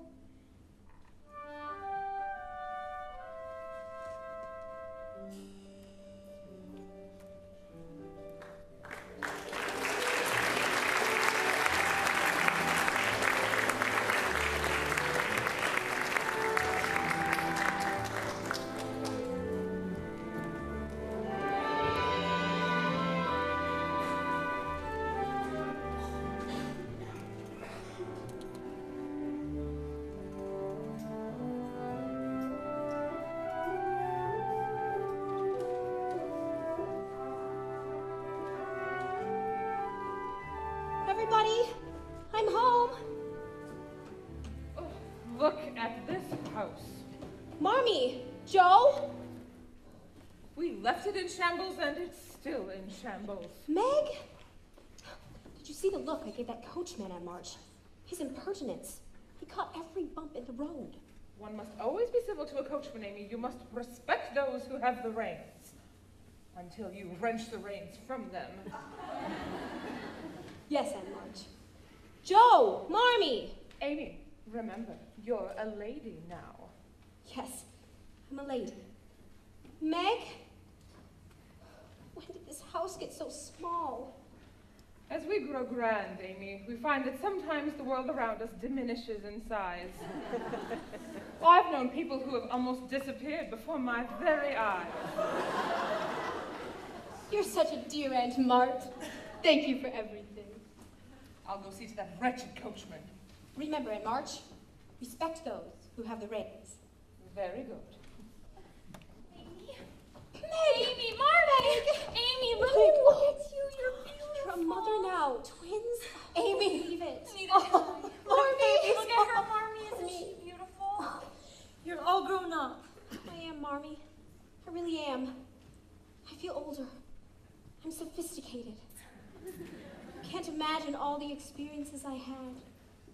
Wherever I was, I think, if only Meg were here, if only Joe, if only Beth. Amy. I'm so sorry I wasn't here to say goodbye to her. I cried for weeks. I couldn't stop. Aunt March said I was being unreasonable. My heart was breaking not to be here with her. Beth understood. Joe. Joe. She said, "Tell Amy not to fret." Did she really say that? She was so brave, to the very end. You'd have been proud. I borrowed this metronome. The man said there wasn't another one like it. Where did we get this magnificent piano? Mr. Lawrence gave it to Beth. He's such a dear, isn't he? It's so good to be home. Our dear house. Come, Amy, show us what you brought back. It's a king's ransom. I have so many things to tell you all. I ate frogs. Actual frogs. And how was John? Is he still romantic? More so. I knew it. Men are so amazing. It's almost everything. Lori, I hadn't realized you were coming back too. Yes, we all sailed on the same ship. You look different. Do I? I'm taller, an inch or so. It was so good of you to comfort Amy and Aunt March after our loss of Beth. When I heard the news, I was devastated. I didn't come to see you when I was in New York. I thought of it. I wanted to. I don't blame you, Lori. I was horrible to you. So unfeeling. You said what you felt.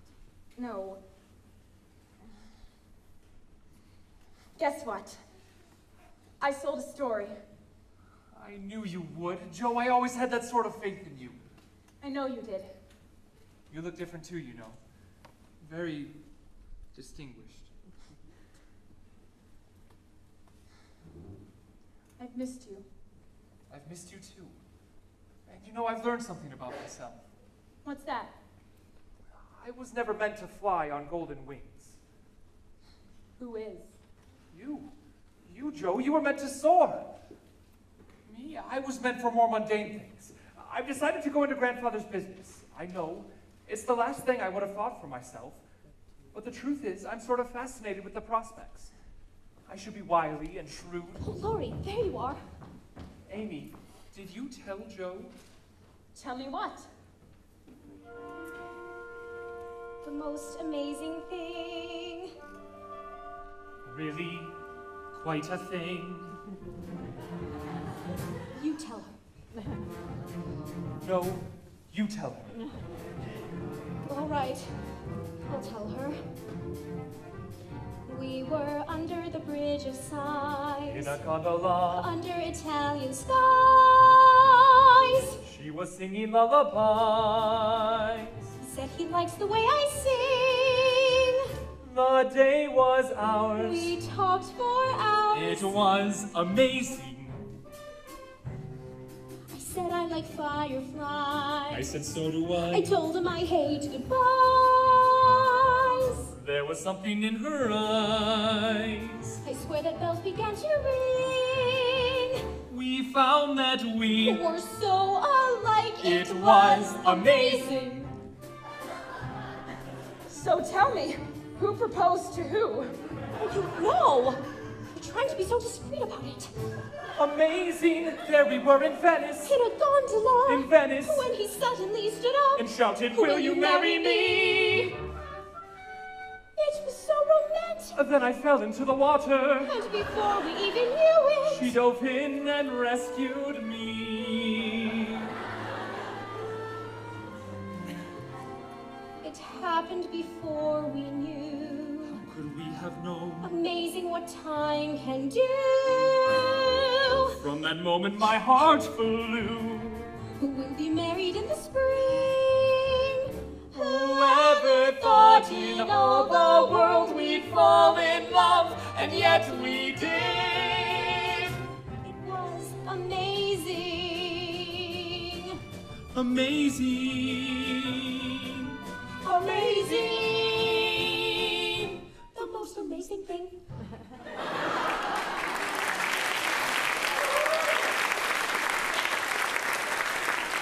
Come, Lori, help me get the rest of my things. She bought half of Europe. And I'll get the other half on our next trip. And later, Aunt March wants to talk to us about proper wedding etiquette. Lori, welcome to the family. Thank you, Joe. I never meant for it to happen like this. I had always thought of Laurie as yours. Laurie's never been mine. He's always been one of us. I brought this for you, Joe. It's a book of my drawings. I drew all the places you should have seen. All the palaces and mountains and churches. I want you to have them. Oh, Amy, I can't. Yes, you can, Joe. We will be close. That will never change. Never. Thank you, Amy. Your drawings are beautiful.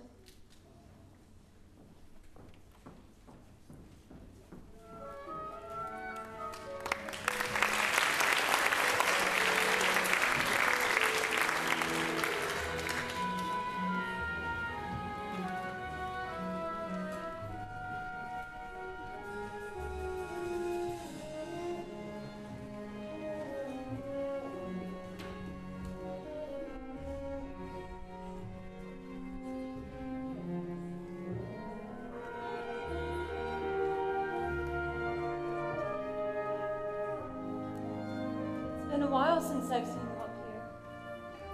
I know. The room needs airing and dusting. I'll get to it. This room used to be such a sanctuary for you. Anytime you were sad or disappointed, you would run up here, bolt the door, and come back hours later, so full of life. I haven't seen that Joe for a long time. I can't write.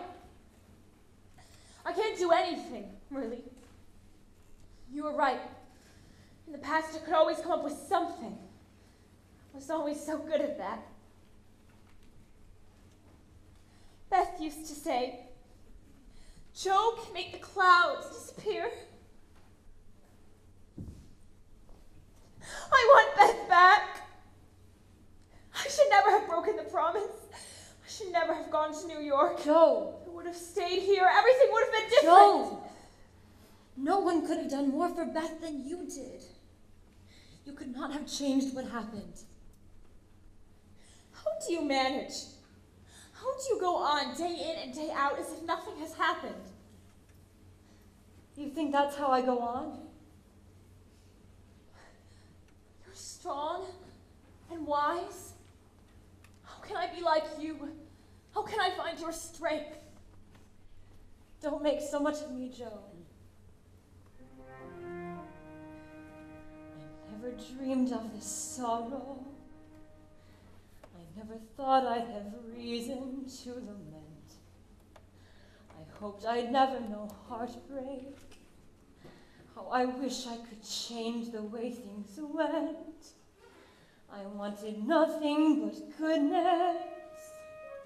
I wanted reason to prevail, not this bare emptiness.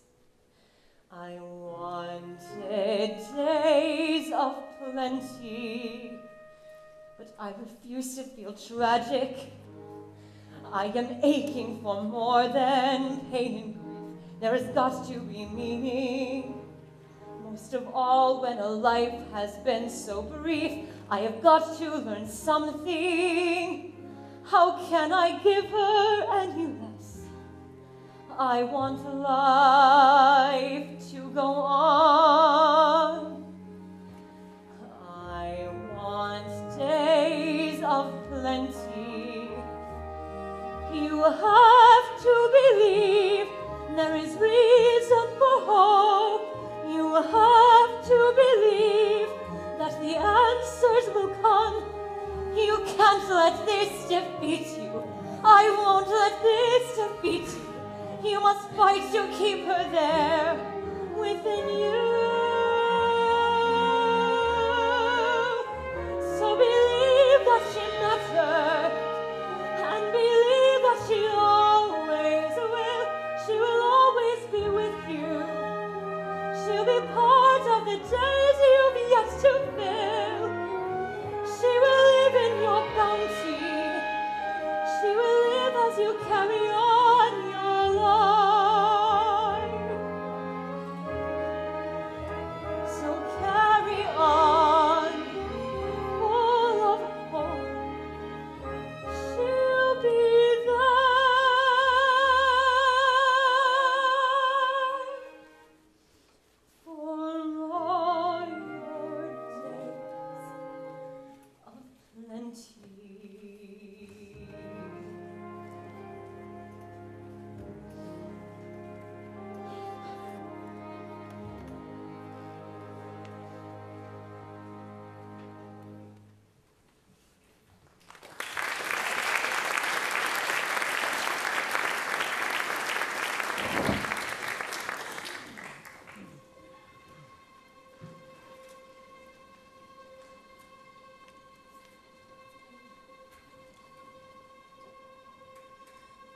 do I go on?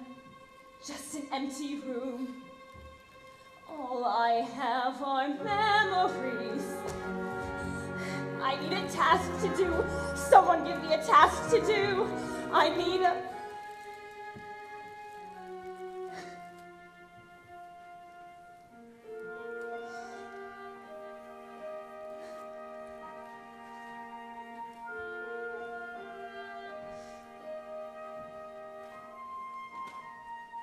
I thought that somehow we would always have forever. I thought the promises we made would have a different end.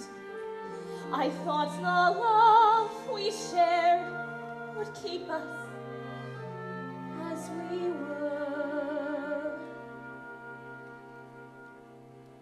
It was the fire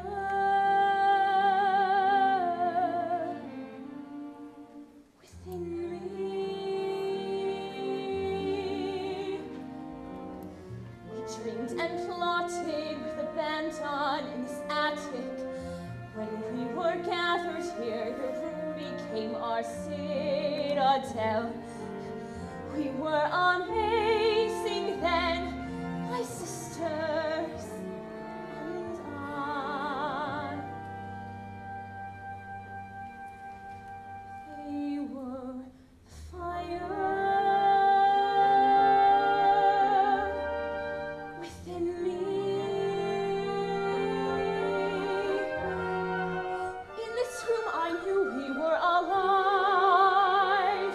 Nothing was too painful to survive.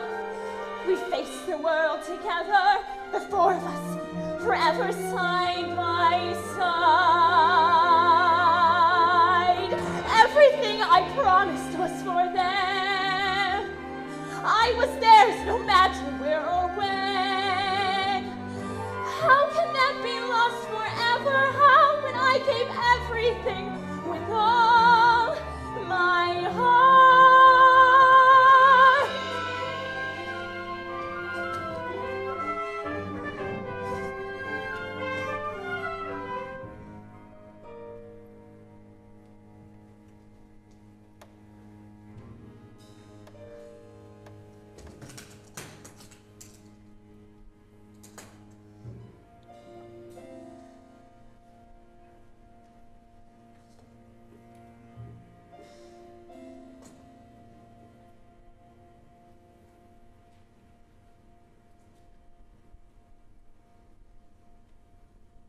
Several days before Christmas.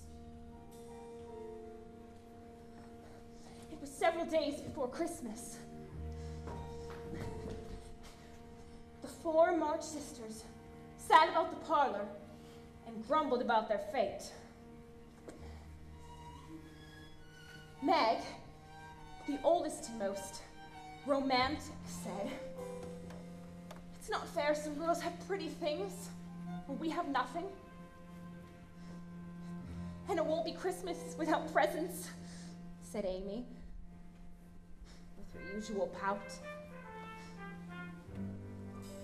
"We haven't got Father to read to us," said Joe, who yearned to travel and write great books.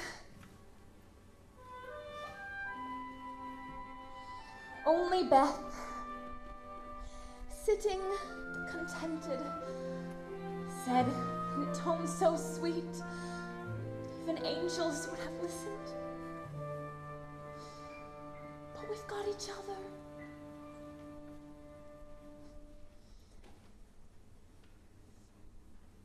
Everything I promised them is here. All of us the way we used to be. We will always have each other. They will always be the fire in my heart. Here I go, and there's no turning back. My great adventure has begun. I may be small, but I've got giant plans to brightly as the sun. Here in all the smallest details of the past, here in this attic, suddenly life is something vast. The four of us, forever here at last. As unexpected as can be.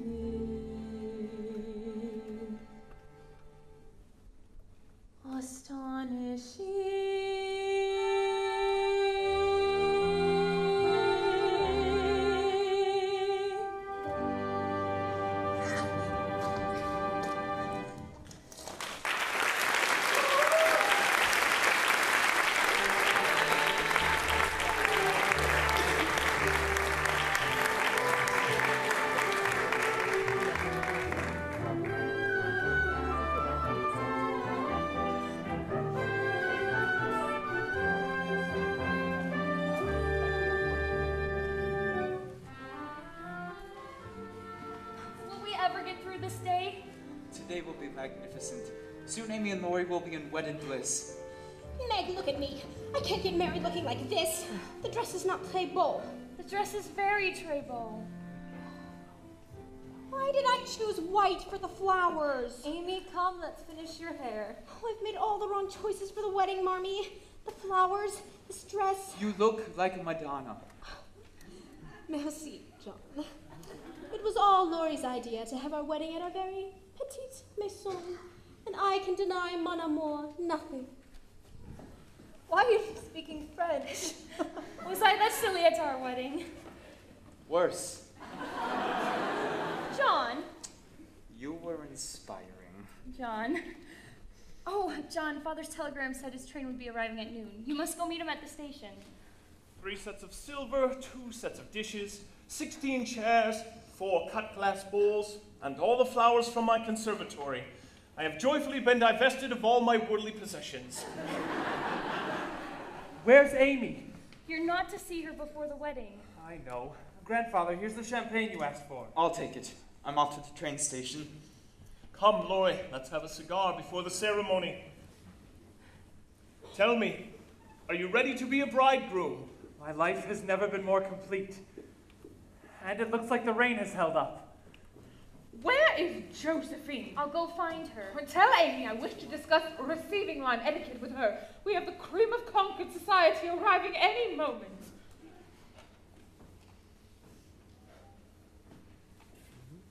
I was told you wanted to speak with me. I suppose you realize this could have been your day. Do you think I made a ghastly mistake? I do not. Amy and Laurie are ideally suited to one another. I've gone over my will. Aunt March. Meg will inherit most of my money. Amy is making her way into society and will have no need of it.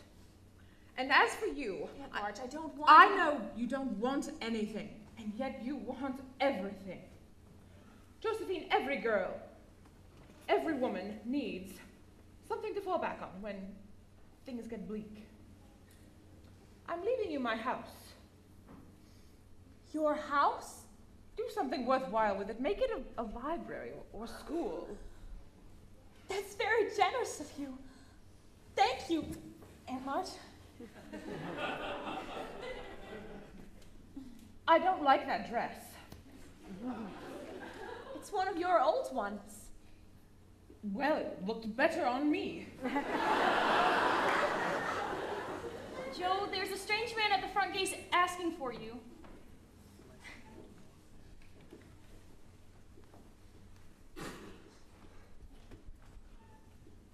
Professor Bear? Hello. Hello. Is this a surprise? I know. You wrote, if I should ever come north, I should come visit you.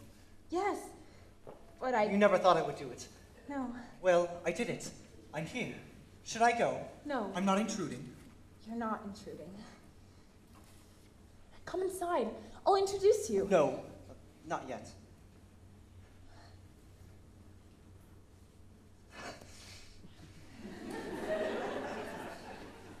So, how is Mrs. Kirk? As impossible as ever. And the boarders? As strange as ever. And you? Me? The same. You look different. Old, I know. Nearly 50. You were 34. 35. You had a birthday? They made a party for me. I get sick. I do not like parties. I brought back your manuscript. It was so good of you to send the book to me. A novel. There's no one whose opinion I respect more than yours. Forgive me for presuming. It touched me deeply, Miss March. I saw you on every page. I heard your voice. I felt your spirit. It was magnificent. Joe, Amy is driving me insane. Now she's talking about changing her veil. Excuse me. This is my sister Meg. This is Professor Bear. Ah, yes. I recognize you now from your sister's book. So you're the one she's let read it. I'll be right there. I've come at a bad time. No, it's just a wedding. A wedding?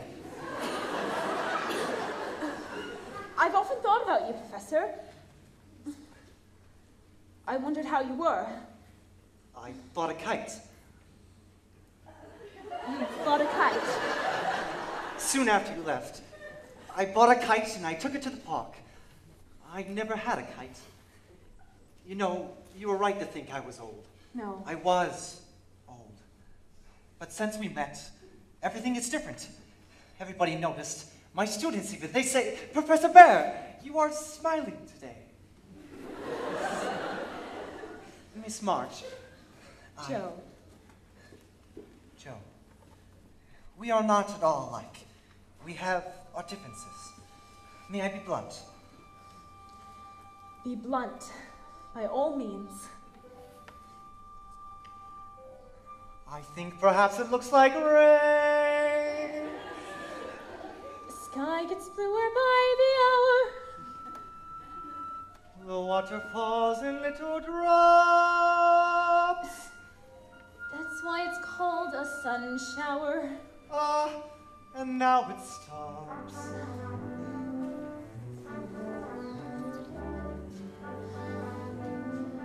You were about to be blunt. If I say rain, then you say sun.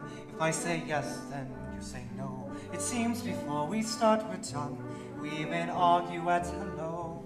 If I say share with me this small umbrella. I say who cares if I get wet?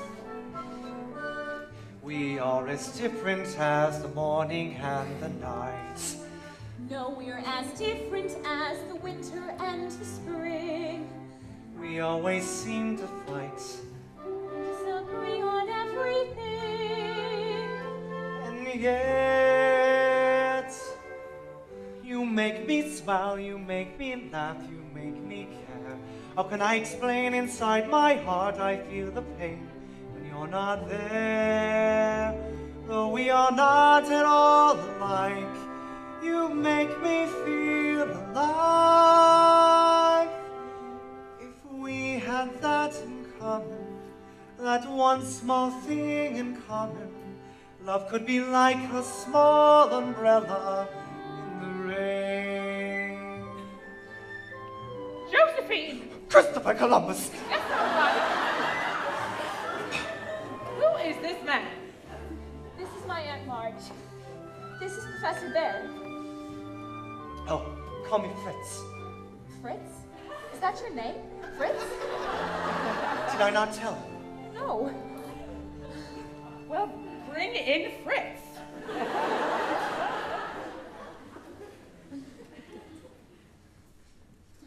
You were saying, Fritz? When people discover passion, they've come upon something rare. This fervor they have in common will shelter them anywhere. Though the rest may be rough, with such passion to share, I think we have more than enough to make a marriage if we dare. You are proposing. No. Yes. Yes. I do not mean today, or tomorrow, or even next month. In a year, maybe, 2 years even. I'm a patient man. I won't be sweet, won't be demure. This I prefer, this I at all. I'll speak my mind, you can be sure. I'll be enchanted to the core. I say let me share your small umbrella.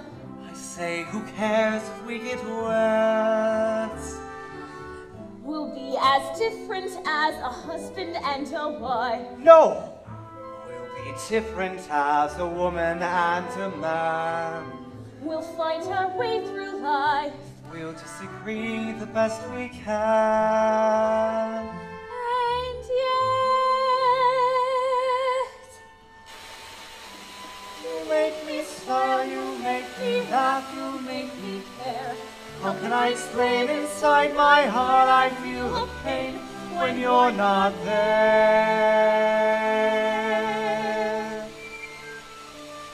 Oh, we are not at all alike. You make me feel alive. yes, we have that in common. That one small thing in common. Love is like a small umbrella in the rain.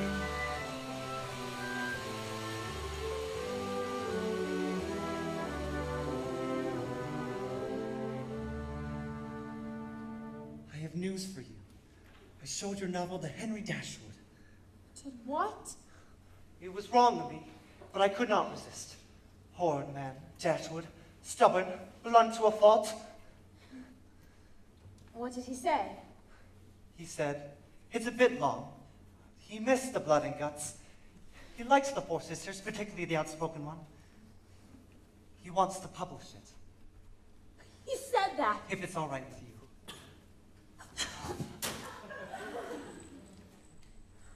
Joel, we need you inside. Mommy. I'd like you to meet a good friend of mine. This is Professor Fritz Bear. He's come to stay with us. We're thinking of starting a school together. A school? Not today or next week, but someday. Welcome, Professor. Come and meet the rest of the family.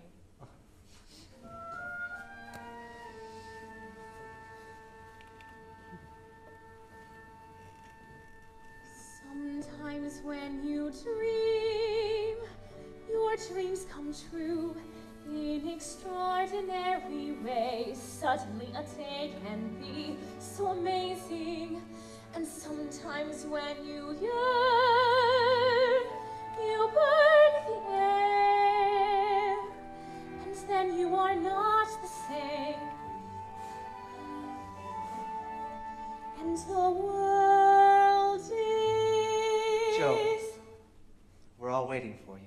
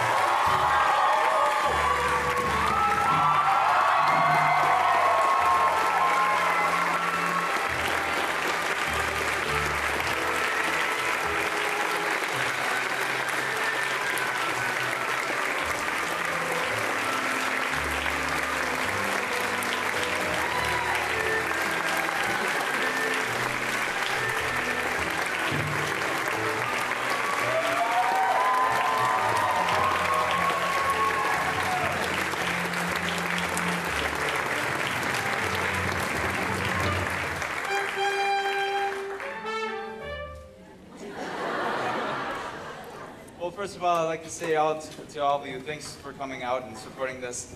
We would not have been able to do this without you. But we'd like to say a few things real quick. So if we could have our director, Miss Abby, up on stage, our assistant director, Miss Jessica, and our production manager, Miss Becky. While they're coming up, I also like to say a quick thanks to all of you who helped with this show, whether it was driving cast member to rehearsal or nailing a 2x4 together. We would not have been able to do this stuff without your help. So thank you for coming out and supporting us.